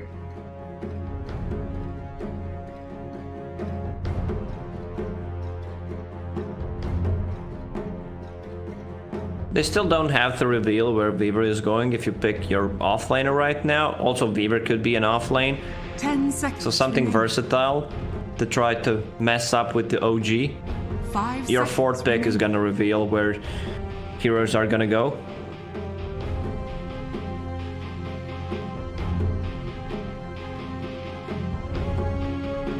I'm always a big fan of Flight to Moon when they play Disruptor, but I feel like they usually play that as the 4, and Rubik takes that role for himself more often than not. Rubik is definitely 4 here, that's for sure.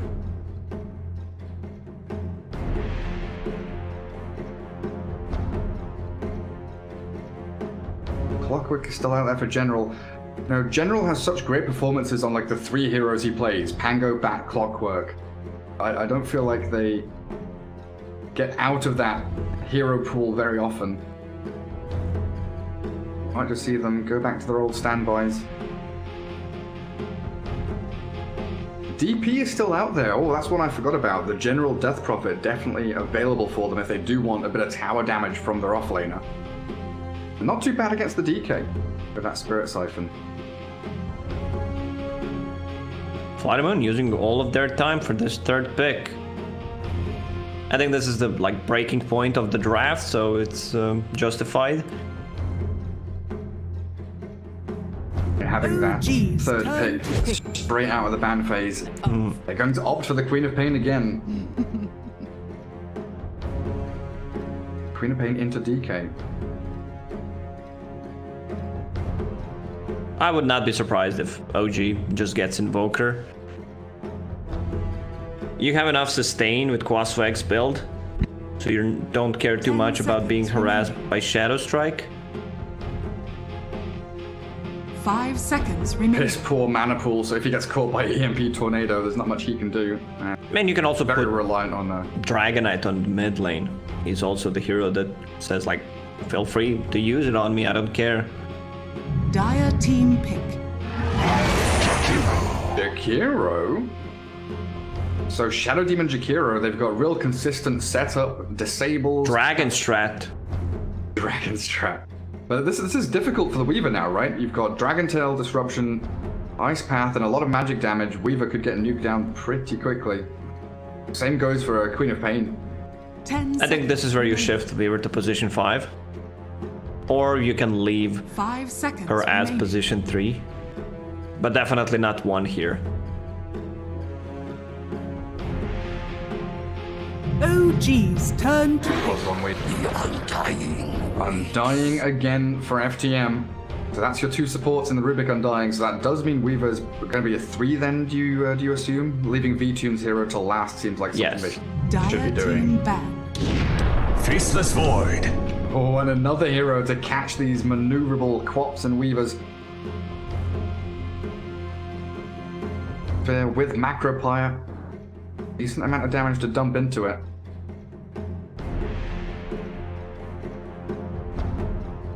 So they might be thinking it's a core Weaver. They 10 put seconds a remaining. lot of resources, a lot of these abilities that 5 are gonna seconds shut down remaining. Weaver. You have Chronosphere, OG's turn to you ban. have Time Dilation. It's great against any of these heroes who want to go in and out. You pop it on Weaver, Shikuchi, extra duration on it. Same goes for Queen of Pain. OG's turn to pick. Ban out the Wraith King. Good solid ban against all of this. Fight AoE catch from OG. Hell, is it Enigma time again? go massive team fight? Give yourself another big ulti to throw into the mix? It could be. Like, you have ton of tower pressure coming out from Jakiro and Dragon Knight. You have a save. OG's lineup looking very strong already. 5 seconds remaining. And then again, it leaves Flight Moon in that awkward position where their last pick doesn't feel like there are, many options to actually get a good final here. You could get Invoker on top of that. Like, they have enough damage in the Chronosphere coming out just from Jakiro and Faceless Void. Dragon Knight could throw in a spell or two up there. Bloodseeker. Okay. So a mid one Bloodseeker mid, DK probably Seb, and then a Sumail Void is probably what it's going to be lining up to be. And that makes it even harder now as your last pick. Like, if you did want to keep Weaver as one, there's like no chance of doing that now. 10 seconds remaining. Lifestealer doesn't feel good against Void Bloodseeker. 5 seconds remaining. You've got no Wraith King to play into. Troll Warlord can get, disrupted or chronoed or Dragon Tail during Battle Trance. It's not an easy game for Troll. Morphling is going to be their choice. It was a difficult one, I feel. Oh man, usually it is the other way around. You pick Bloodseeker against the Morph and you just snowball. Like, Morphling's the hero that's always sitting at 20-30% HP. So Bloodseeker is gonna be the one zooming around with the extra attack speed. Seb Bloodseeker. So they will be putting that mid one DK against the Queen of Pain.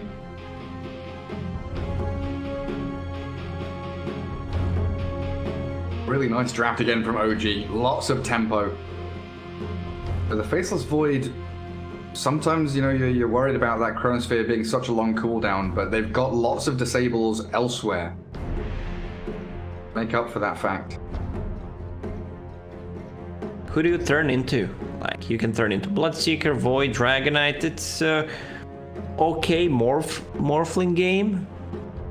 There's no real burst damage. There is a silence. But if he gets caught inside the Chronosphere before he can get the shift off, he's dead. Turn into Void for Time Walk. But there we have it. Draft for Game 3. OG looking to keep that streak continuing. So they're currently 3-0 in series wins. FTM, they're looking like they're going to be in the middle of the group there. Ourselves underway. Hero for No Tail, Seb Bloodseeker with a Saxa, Shadow Demon, all wandering up towards top lane. Battle. It's like they're going to try and play aggressively. And targets that FTM give them. Always want to fly. And V2 and you're Undying and Morphling top. Mid one DK against the Iceberg Queen of Pain. Yet again, it's a lane that Iceberg can't completely dominate and snowball out of, so it's going to come down to his early rotations. General Weaver, hello, Hadance Rubik. Bottom, as is the Sumail Faceless Void. Always on a fly. Boots here for Sax. Is he gonna die again? Disruption? Yep. Yeah. Disruption into Blood Right. They've got the Breathe Fire. Dual Breath. Not Breathe Fire. Mid one's gonna walk this one down and get the first blood. 30 seconds to He died every single time for the first blood in this series before the Horde. Unbelievable. Even his teammates are tipping him. OG definitely exploiting the always want to fly maneuvers. Outpost down bottom does get grabbed up by the Dire team, and it looks like both bounty runes as well. the battle begins. Saxa always buys Boots of Speed and places this deep ward behind tier 1 and tier 2 tower, so he can snipe the couriers with the Boots of Speed advantage. Who got the first blood? Saxa actually did. Stick clarity. Tons of regen here for the Shadow Demon now. But he does have Disruption level 1, that opened up the kill of course, but ideally want the Shadow Poison so you can trade hits with this Undying. One stack up on his stick, start to build it up. DK, free fire level 1, trying to secure a few additional CS in that mid lane, but Morphling is almost dead top. What? Just disruption into Bloodrite combo, plus Orb of Venom, V-Tune. That's why I said I don't like Morphling. You know that you're not gonna have full HP anytime. You will get harassed. So Seb will have a ton of move speed and attack speed. 125 pure damage, and it's set up like, with this disruption perfectly. Very difficult for this top lane now for FTM. Oh, mid one. Top lane. Up against Iceberg with a fairy fire. Top lane, they're trying to kill off the Undying. Mid one's about to fall. Mid lane, Iceberg does get the kill. Barely survives and swaps the salve in now so he can heal, while top lane, always gonna fly, survives behind the tier 1. 2 lanes with some real hard-hitting aggression. Undying, what's he doing? Denying to tower? To Roche. Let's see who's gonna kill him. Extra thirst. Bothered. Let the Undying die. We've got creep waves to kill. This build on Queen of Pain where you get a point in Shadow Strike and 2 points in Scream of Pain to secure the creeps. Like Dragonite can't really kill you, so there's no point in getting a blink. This game looking very, very good for OG. Like top lane. Yeah, he had to use waveform to get away from the Bloodrite, or else he was probably dead there. The Lohadance got isolated bottom, killed off. Well, with the bashes. Even though, you know, mid one going down mid lane, he's now level 3, so the sustain is there from the Dragon Blood. He, once again, with a pretty perfect laning stage start.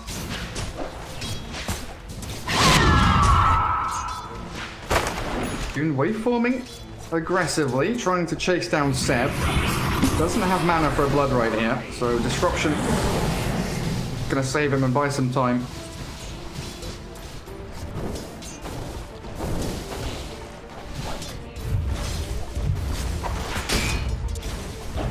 How's bottom lane going? Samael, 15-1. And we're all getting a good amount of farm down here as the Weaver though. Ooh, top lane, are they really fighting into this? V-Tune has such little feet left, forced to salve up yet again. Once he gets the mask, then he's fine. But you know, it's a costly item, 900 gold. Might even just rush it here. Oh, he's got a nice wave coming under tower now though. Saxa Seb dragging wave back.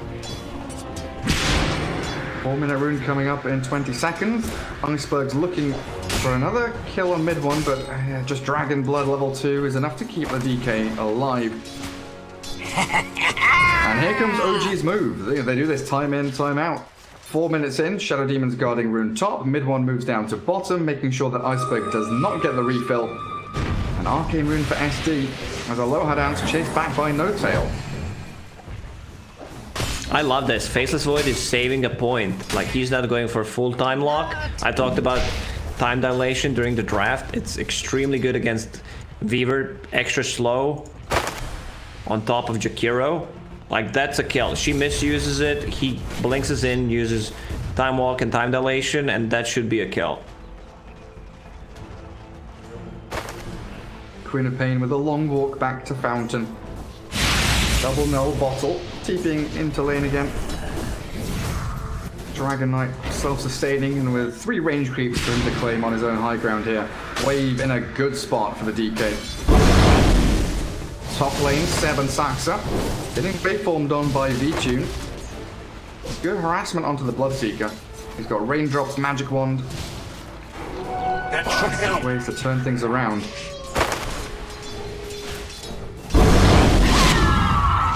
No gold for you. Morphling. Even after that early pressure, he is sustaining nicely now. I guess that's why Vitamoon loves the big Undying. Like, he secures the lane. He died twice, once always before the Horn. Second time, he uses all of his mana, HP to secure the farm of his safe laner, and then just dies again. Iceberg so close to death. Kira did TP in here. Looks like mid one's going to be fine. Doesn't need to get denied, and there's the salve given over to him. Seb is pretty speedy though with that low HP Queen of Pain. V-Tune waveforming aggressively onto Seb. In comes the poison with the blood right now. V-Tune has to move forward to try and dodge it. Threat on him. 7-1 charges is going to keep him super happy. Lots of poison though. Here comes Queen of Pain. No ulti. Right, still goes in with a Shadow Strike, trying to focus down Seb with a waveform forward. He's going to blood right out. Copped his one, then he's got raindrops here, so Iceberg's first rotation. There's the tip for you. No Tail knows. He's keeping an eye on the whole map. If you see Rubik collecting XP on the mid lane, you know something is up. You know their mid laner is probably ganking. Now Dragon Knight starts to chip some damage on the tower. Even if you kill him once, like, it's still a Dragon Knight.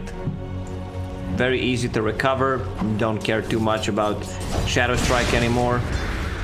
Undilation bottom. Sumail does have the chrono. If he lands a bash here, he should be going for this kill. Bashes aren't coming until now, but a little too late. That ice path not connecting. General barely scrapes away with his life. It's a tough choice for General here.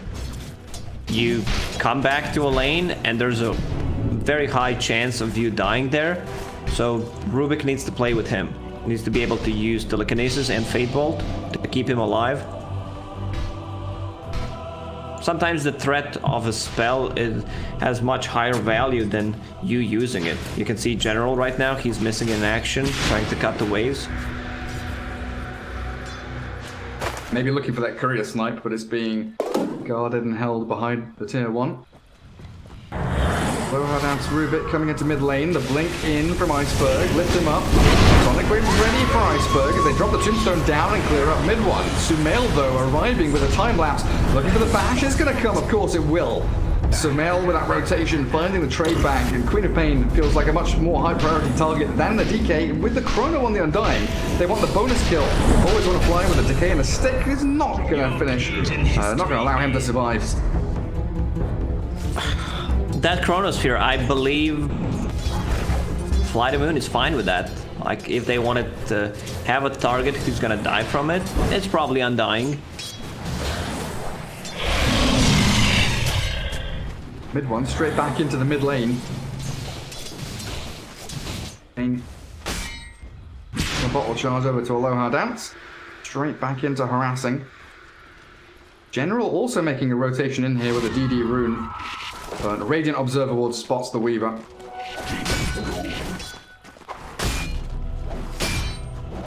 Mid one just walks straight across into him and says, no, that's my jungle camp. Don't steal my creeps.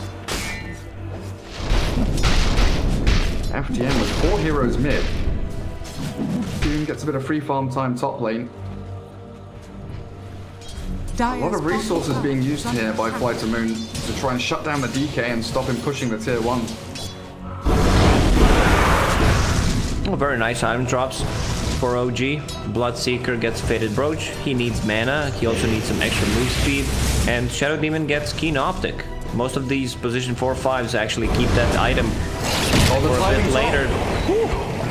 The perfect disruption into Bloodright. He couldn't get it off. Couldn't waveform out. Gets ruptured as well.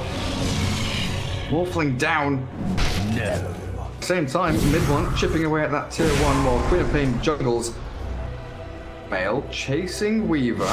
Time lapse is there. Dire's top tower is under attack. Targets now onto the Rubik. No tail does land the ice path, so this is mid one able to get the dragon tail. Bounty runes being taken up by OG and a little freebie Rubik kill as well.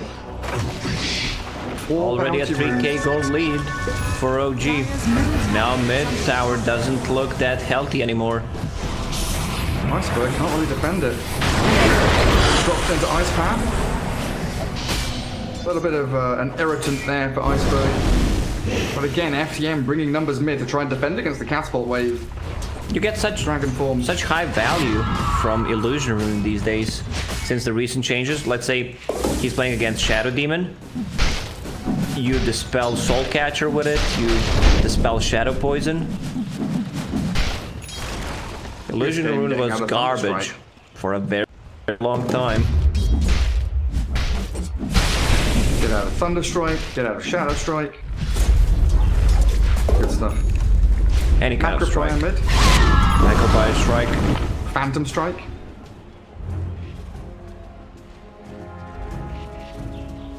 Right, Cottle Strike. What is that? Illuminate. I thought you were gonna say Blinding Light. Rubik stalls Time Dilation. It's effective. Not a bad grab.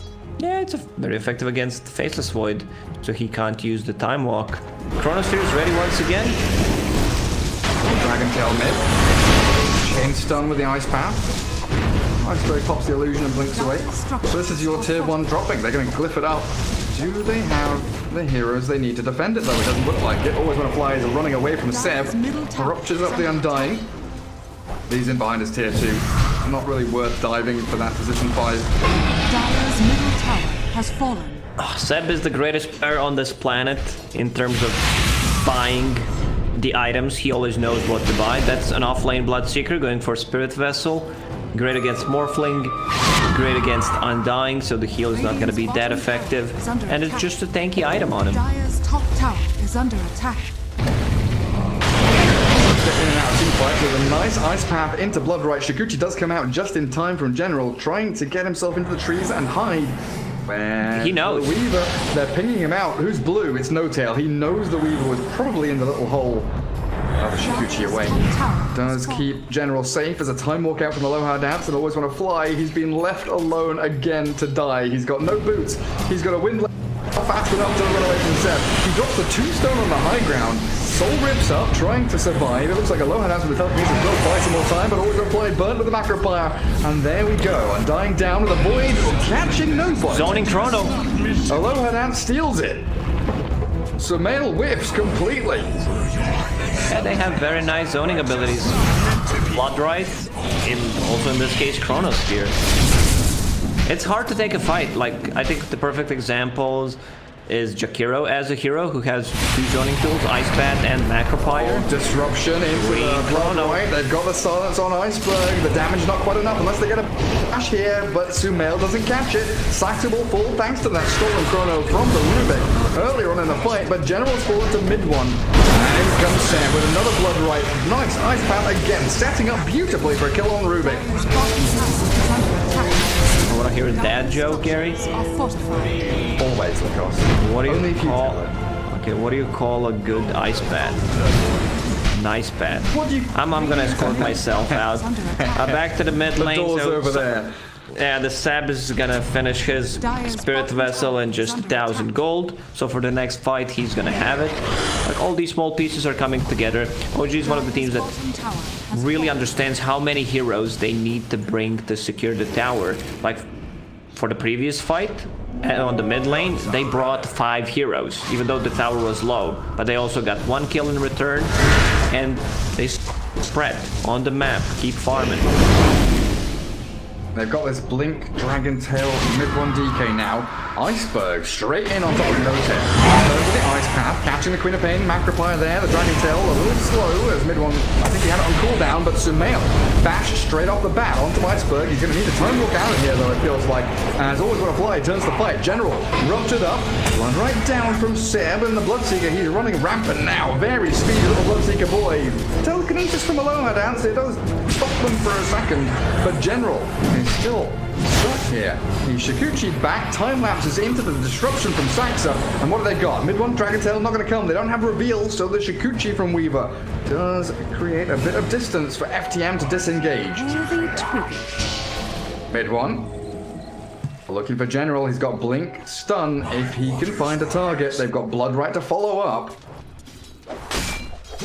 FTM still thinking about re-engaging. But Lacoste, while this is all happening, V-Team is having a real happy time.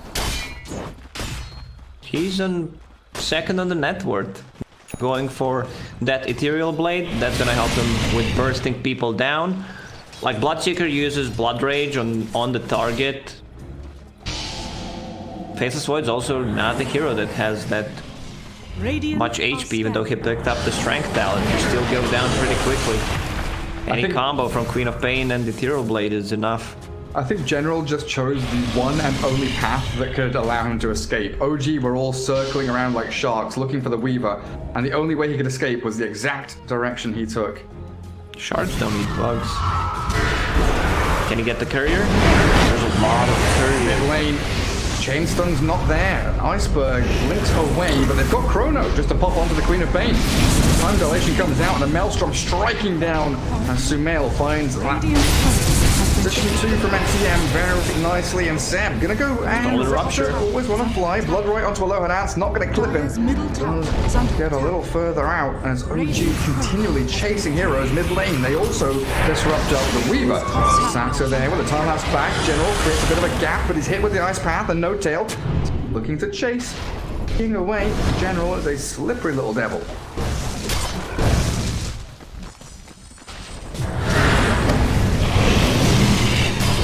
Another Dragon Tail. And Aloha Dance finally finds out what it's like. He's definitely not to Something target that the look, right? Rupture. Dragonite is just gonna stand his ground. Expecting a tweet from mid one. Ice Frog, please buff this hero. I'm playing it. Never complains about the stuff that he's playing, you know. Radiant But structures are I fortified. love mid one. Every single tweet of his starts, Mr. Ice Frog, please. It's golden. Radiant's top tower is under attack. General has been doing a great job splitting the attention of OG. LTP's top of the defend tower, and this might be a chance for FTM to come out of their shell a little bit. Undying getting destroyed though. OG find the first strike. Iceberg and V-Tune, they were just behind the Undying looking for a proper fight to kick off. But OG, look at how tight OG are. They have 4 heroes literally just like the human centipede walking up to the high ground, vanish into Soul. Yeah, they've got it. Blood right there for the silence. Nice little catch on Weaver, but a Sonic Wave is better from Iceberg. Ice Path comes out from the Rubik as it's stolen and killing off Seb and Saxa. Drag up the DK, but what's the stun remaining now? It's a Dragon Tail from DK onto DK. And as Morphling waveforms forward, and that's going to be the end of mid one. It's a very nice executed draft from Fly the Moon. They climb uphill, always on a fly. Dies first. I don't think he cares too much about dying at this point. And, you know, he breaks the smoke. They instantly kill him. Gives his team enough time to set things up. Morphling is getting closer to that Ethereal Blade. Just 400 gold away. Once he gets that, they need to be careful. They could easily get bursted. Swings of power that FTM are looking for. Queen of Pain, Yule's now completed. Weaver has the Spirit Vessel. 4 charges. We're talking about pretty good. You were talking about all the little pieces coming into play for OG. Start to sing the same song about Flight to Moon now. Aloha Dance needs to finish off that Ether Lens to make his team fights a little easier. OG with Chrono back up. Jumping onto Aloha Dance, but the Time Walk stolen gets him quickly out of dodge.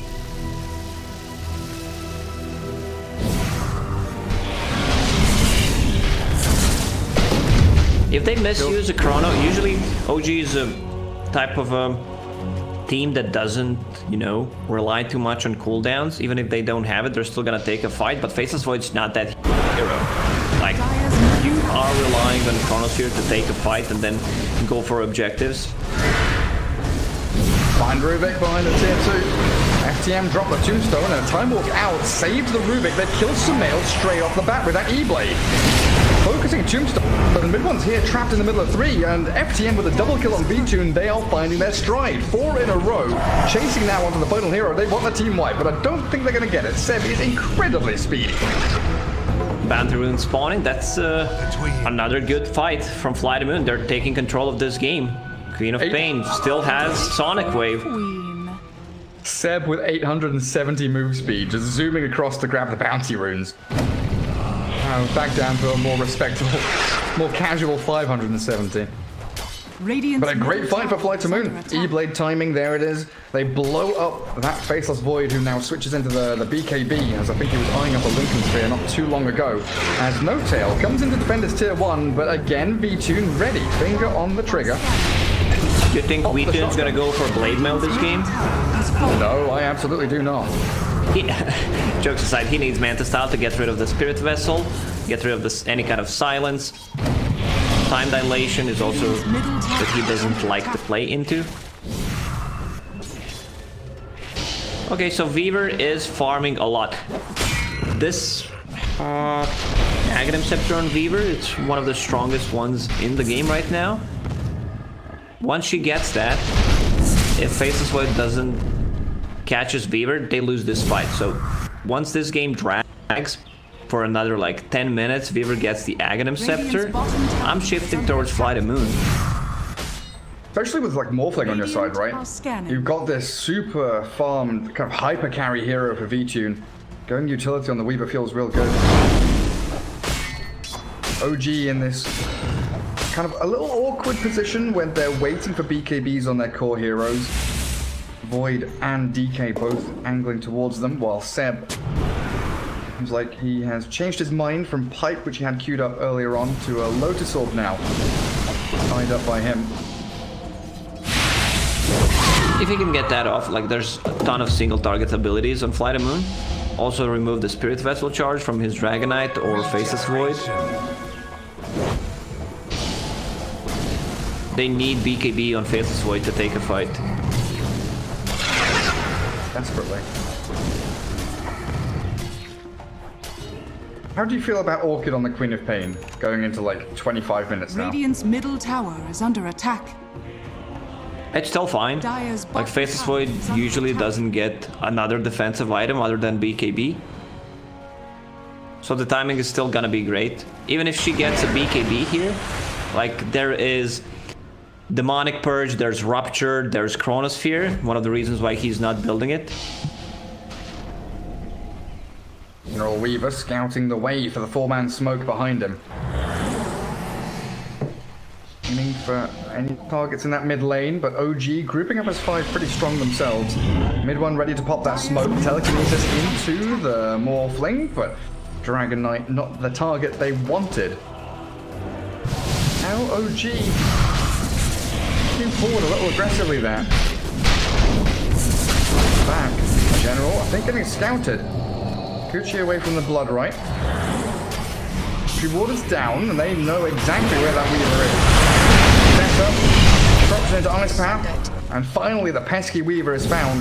While Flight to Moon, they're pinging Roshan. Do they stay in the pit? No, they want to fall back to their high ground. Thought maybe they were going to stay in the pit and wait for OG to come in. If someone comes close, he's gonna die. Smoke running out. Not the target that you're looking for, but you will still gladly pick off Jakiro. Undying with the Philosopher's Stone. Same goes for No Tail, so they're good to go. Like any... We lost the GPM talents. How do you feel about that? Like first we got rid of the XP talents, now GPM. XP talents I'm fine with removing. I still feel sad losing GPM talents. I'm a position 5 player.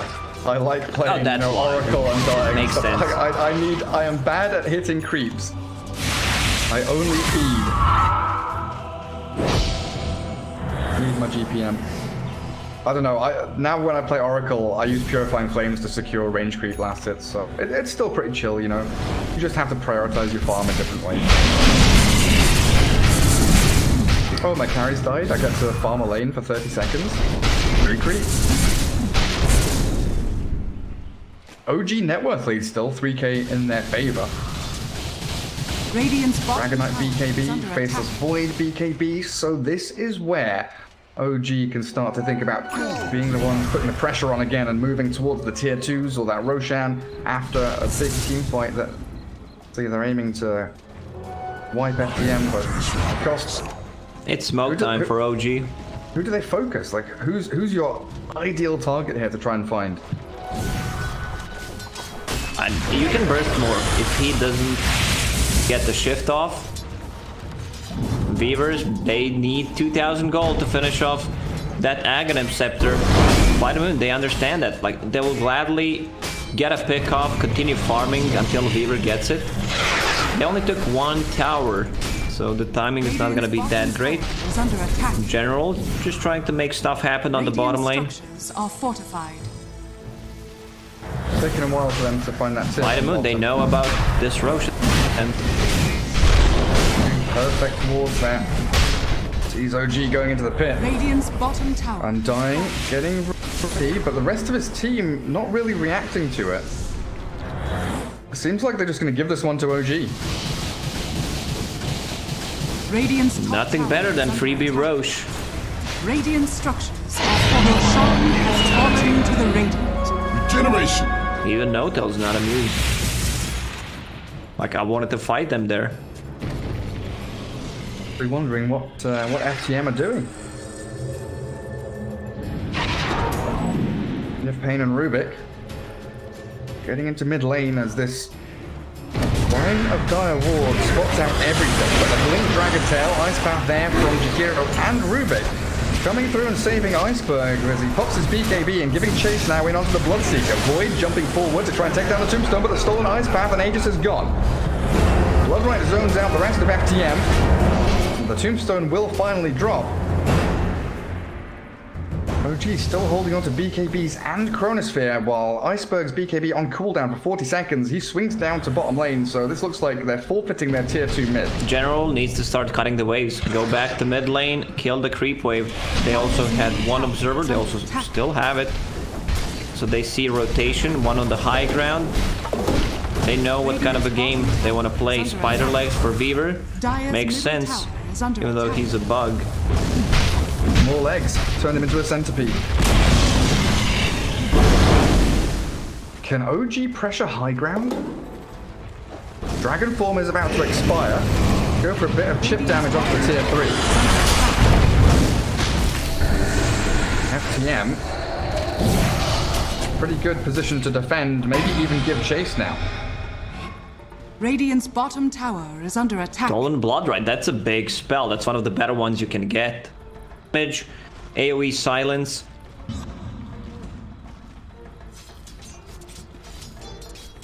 And what is that now? Like an 8-second duration on the silence.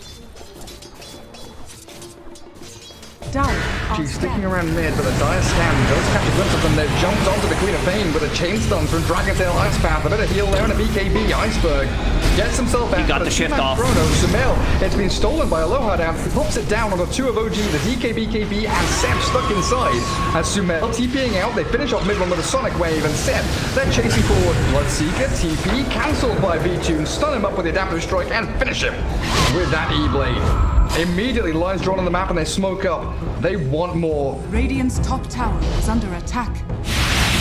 Oh, I'm just trying to think, you know, who do I hate more? Is it Faceless Void or is it Undying when I have them on my team? You see, you can't fight for the next 2 minutes without the Chronosphere. I said it, Faceless Void is not that hero. No BKB, no Chrono. Disruption onto the Queen of Pain. Radiant's middle tower is under Berg will attack. blink away, but the speed at which they run across the map with Shikuchi and Blink from the quad. So fast, looking for additional targets, but OG will respawn in a couple of seconds. All 5 of their heroes return to the battlefield once more. As this game progresses, the chances of Fly the Moon winning this game are much, much higher. All they need 1 item, and that's General with Aghanim Scepter. They can see him. Radiant's bottom tower is under attack. Outpost being grabbed. OG smoked down south without 2 heroes. Seb, No-Tail, mid one, and they're going to try and catch Iceberg and Vici, and they're both stood up together, alone and dead with their Ice Path down. Morphling gets blown up. Iceberg's BKB TP will be successful back to Fountain. That is a huge kill on the Morphling, dead for a minute now. OG can breathe a sigh of relief. They still can't go and just siege a tier 3 tower, but they can kill the tier 2 tower on the bottom lane. 45 seconds without morph. always want to fly with a real item in this game. I'm loving it. Must be because of Philosopher's Stone, full Glimmer Cape. A Glimmer Cape. Actual item. DD Rune on the Queen of Pain bottled up. 3,500 gold saved as well. Still has the Orchid queued. Considering what he's heading into, the Dragon form from mid one. Trying to close the gap on Aloha Dance. He's trapped inside the pit here, buys his Blink Dagger, tries to spider legs over the cliff. Where's he heading? Stuck inside? Yeah, Blood Right's there. Rubik down. FTM losing grasp of this game a little bit, giving needless kills over to OG. Oh, Titan Sliver for DK. Give that to Void. Yeah, he's also building status resistance, going for Satanic, so that he can't be blown up and have 2 lives, we're gonna call it, with that lifesteal coming out from Satanic.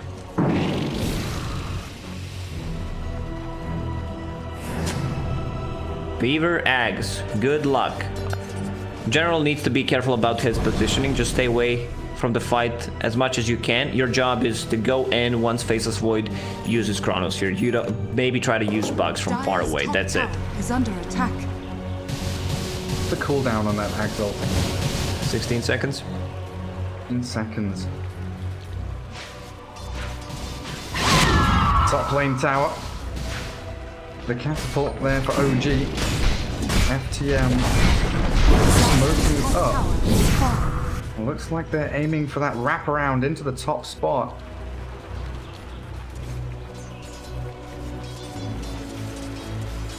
It's very tightly grouped up together. OG all TPing back to their tier 2s, and it looks like they've safely managed to avoid this aggression. Berg's double damage, forced to be popped. Rune top. Good for your Morphling, but it looks like well, he's going to give it to him. Morphling illusions. Radiant Observer Ward sees the courier coming out mid lane, so OG know that FTM are kind of gathered in behind the Queen of Pain, who shows in that mid lane. Well, Iceberg again. He doesn't go for Shadow Strike. I just noticed. I don't think in this game, AoE Shadow Strike is just much better for pushing out the waves, and having that in team fight, using it on multiple targets, feels better. Cooldown reduction talent level 15 with the Aghanim Scepter and Quickening Charm. Cooldown of the ulti 31 seconds. We're gonna say 30 seconds for easier math. It does seem like Aghanim Scepter plus that spell lifesteal talent, CDR plus Quickening Charm. That's what he's thinking of. These fights going. Radiant are scanning. It's scanning for FTM moving into their jungle, which they are doing. Gan does clip onto a couple of heroes. Sab spider legging back to safety and trying to blood right out this bottom wave. Roshan fast spawn in about 10 seconds time. Radiant's bottom tower is Should be what under attack. OG start to aim towards. Radiant's Already got observer structures wards are up in the fortified. area. They know that big objective is going to be key. Just what I've been waiting for. Game 3 here in this best of 3. Lacoste much closer than I expected this whole series, honestly. Yeah, Fly the Moon really showing up with their best gameplay so far. They've been looking okay, not just okay, they look great in the past 2 months. Fusion's been pretty damn good. As Roshan is a fast spawn, he is up. OG smoke themselves. They know FTM are lurking around in the area somewhere. Smoke pop from the tree line. They jump them off, but he's got his strength more off. The Bloodlight Ice Path do land on Vici, and he's been time-lapsed back to about half HP. And now the turn with a Tombstone and a good Sonic Wave. They kill off the Radiant Courier as mid-1 BKB trying to defeat the Tombstone with a lift onto Sumail. He's getting blown up before he gets his BKB off. Finally, Satanic healing through it all as they take down Iceberg's Queen of Pain. So close to killing off that Faceless Void, but all they're going to play will be the second one to die here as FTM losing out in that team fight. Vici bailed on it so quickly when maybe you think he could have stuck around a little longer. Widun is afraid that he doesn't get Chronoseared or Ruptured. They were split in a fight. Like you could see decision making. Etune blinks out, but Undying and Queen of Pain decide to go in. They needed just a tiny bit to finish off that Faceless Void. Seems like they still want to take this fight. Queen of Pain has buyback.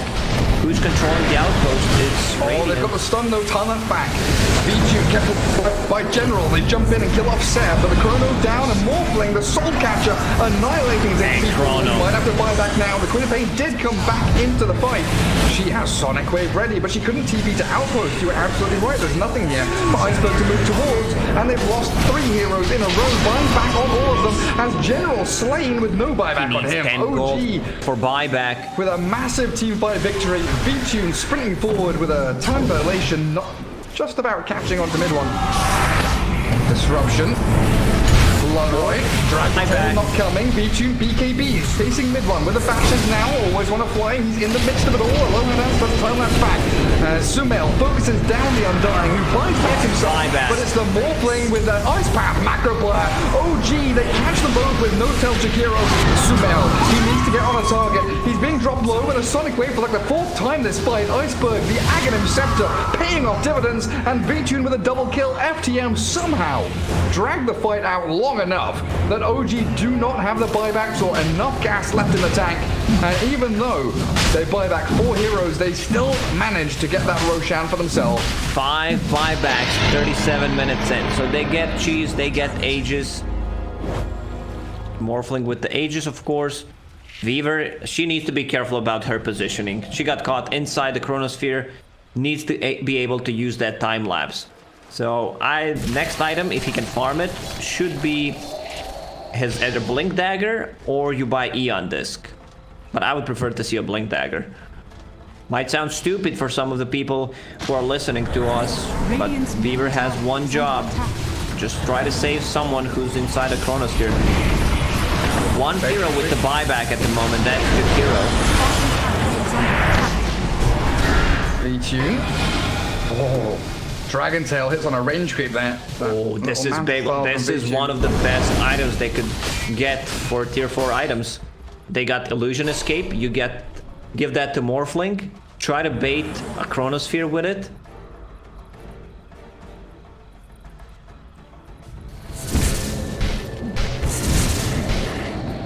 Playing with by the legs to grab the Invis Rune. OG now behind in this game. After having a 6k lead twice. For the first time in 38 minutes, FTM in the lead net worth-wise. Low Dance still waiting mid. Dragon Knight with 2.6k HP. Very tanky boy with Titan Sliver. The only hero there really showing on the map from OG.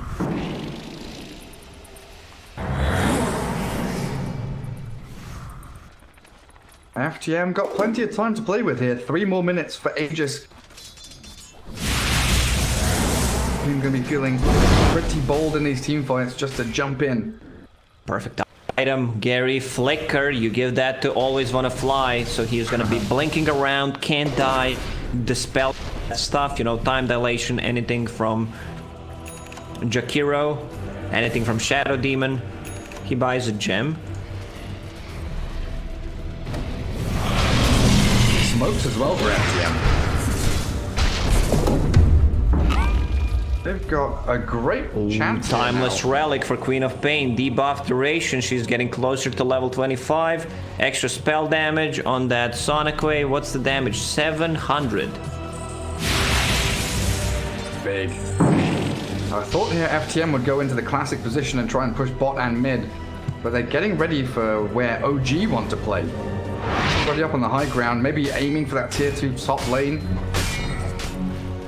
OG not giving them any targets to jump on. Really just trying to dodge the fight. There's 3 core heroes up in the dire jungle. Mid one. Hops his dragon form. Trying to backstab. But FTM have the high ground hold. They have the gem on top of that bait. Dragon Tail onto Rubik. Nice time lapse back. Time dilation. Does catch out Sumail with a stun there. He's being disabled pretty consistently, but he's going to time walk over to the right hand side. Weaver and Rubik caught in the chrono as V-Tune focuses down the tombstone. The mid-one DK, who was focusing down the tombstone, but the disruption saves mid-one. Sumail and Seb still looking for targets to jump on. Two supports down on FTM as the DK buys back, and the Queen of Pain has to blink away. V-Tune doesn't have the Aegis, but now he's been isolated. The Morphling in Faceless Void mode is trapped all alone, tries to go for the Waveform TP. They've killed the Iceberg now as the Morphling escaped. General Weaver retreating also, but no buybacks available here for FTM. They used 5 buybacks in the previous fight, so that means you're not gonna have it 100 seconds without Queen of Pain. Whew, they can achieve a lot. You have 2 heroes with Blood Rage. You have a ton of tower damage coming out from Dragon Knight and Jakiro. They also stole the gem from them so they can see Weaver. Radiant's middle tower. Buyback's so important. Stun that illusion. Get him real good. Illusion escape from V2 there. Facing a few spells. OG, jump again, Morphling, caught up and obliterated. No, General's there with the time lapse. Finally, getting that Morphling out of sure death. 60 seconds without Queen of Pain. Are they going for tier 4s? Yeah. Blood Rage. It's just a huge amount of damage. Dragon Force ready for mid-one. They jump Sumail. Time walk away. That E-Blade damage and a time lapse back. The Aegis is gone in a second. They do lose the Aegis in a second, and Tombstone focused down by Sumail. Jumping General now with the time dilation and the Blood Right. Not quite connecting with it, but they've got the Rupture on him, and General's down for 100. V-Tune, he's got so much on his plate now, trying to deal with mid-one. They'd have to strike in the face ball. No buyback on DK. So they do get him for 2 minutes now, but always on fly. Focused by Seb. Sumail still whacking away at the ball, but the batch is coming through. E-Blades himself. Trapped inside the Blood Right, but he waveforms back into the fountain now, and it looks like the tier 4s and the Throne's still alive. Oh, they're keeping themselves in this game.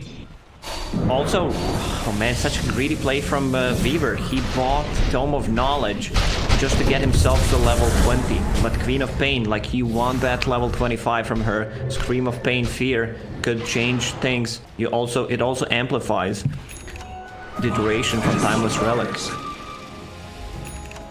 A full lane of barracks. OG do get a series of objectives, as well as that Aegis being taken out of the hands of V-Tune. Fast spawn and Roshan in 2 minutes now.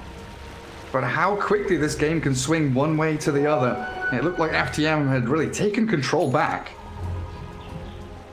OG. Full Scotty, that's a nice item. Like against any of these heroes, reducing lifesteal, regeneration, healing against Bloodseeker, Dragonite, Satanic on the Faceless Void. Even Faceless Void has Eye of Scotty. But the dagger that I talked about, so she's gonna be able to blink in and save people inside the chronosphere. Next Roche may respawn in 1 minute and 20 seconds.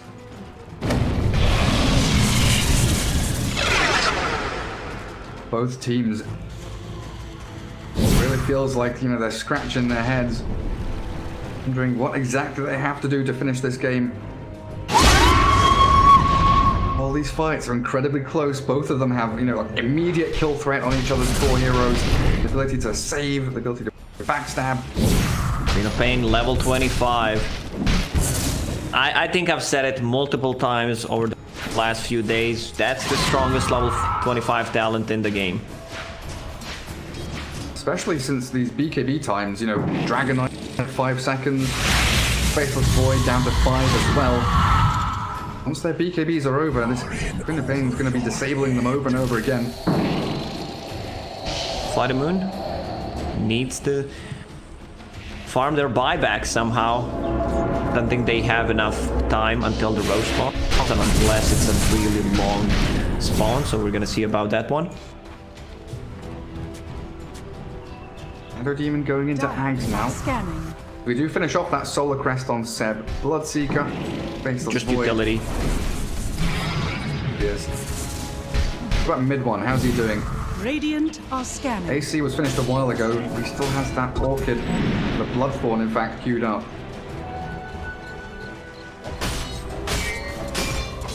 I feel like FTM in a really good spot. OG pretty reliant still. Saving this Void and landing a good chrono.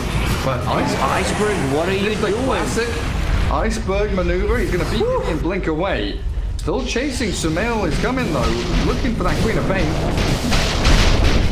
It could be a disaster if Weaver couldn't get close to use the time lapse. No buyback on Queen of Pain. She needs 500 gold to farm it. Roche respawns in a minute and 20 seconds. That should give Queen of Pain opportunity to farm her buyback. Morphling also needs 200. Void is probably going to have buyback in the next fight as well. To clear out this mid wave. Dragonite should be giving him the majority of this farm. OG the ones pressing forward now, knowing that Queen of Pain BKB down is probably a little red flag for FTM. 15 seconds until that's back up. Should have both dire cores and that void with buyback now. Visibility. 15 gold for Queen of Pain. Shannon 30.